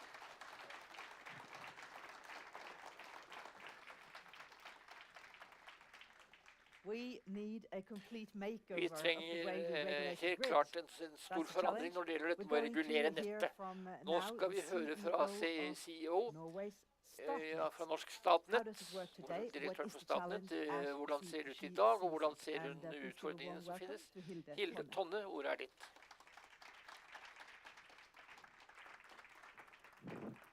Thank you.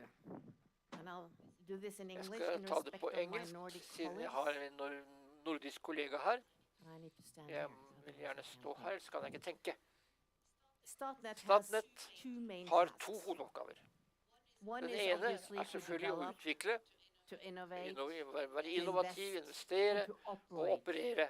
the transmission Altså in Norway, nettet i but Norge, also across men også border over into the grensene Nordics and til into Europe. andre land i Norden, også i Europa.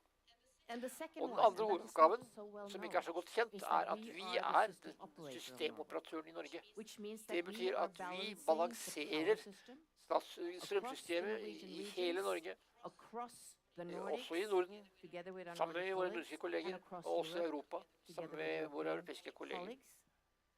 In every Det nanosecond gjør vi hvert eneste of the day. nanosekund i løpet av dagen And that eller balancing døgnet. of the power system Og is det å becoming more and balansere more of a strømsystemet challenge blir en større og større because utfordring, we fordi need vi er to nødt til deliver å the power levere either strømmen through enten market gjennom vehicles, being markedsinstrumenter, in the market buying and altså selling, kjøp og selge, or eller through physical gjennom delivery. fysisk leveranse. And with the Og energy med den situation energisituasjonen vi har i dag, that is som er, looking like som this, ser slik ut, that is det increasingly blir, så blir challenging. det en større og større utfordring.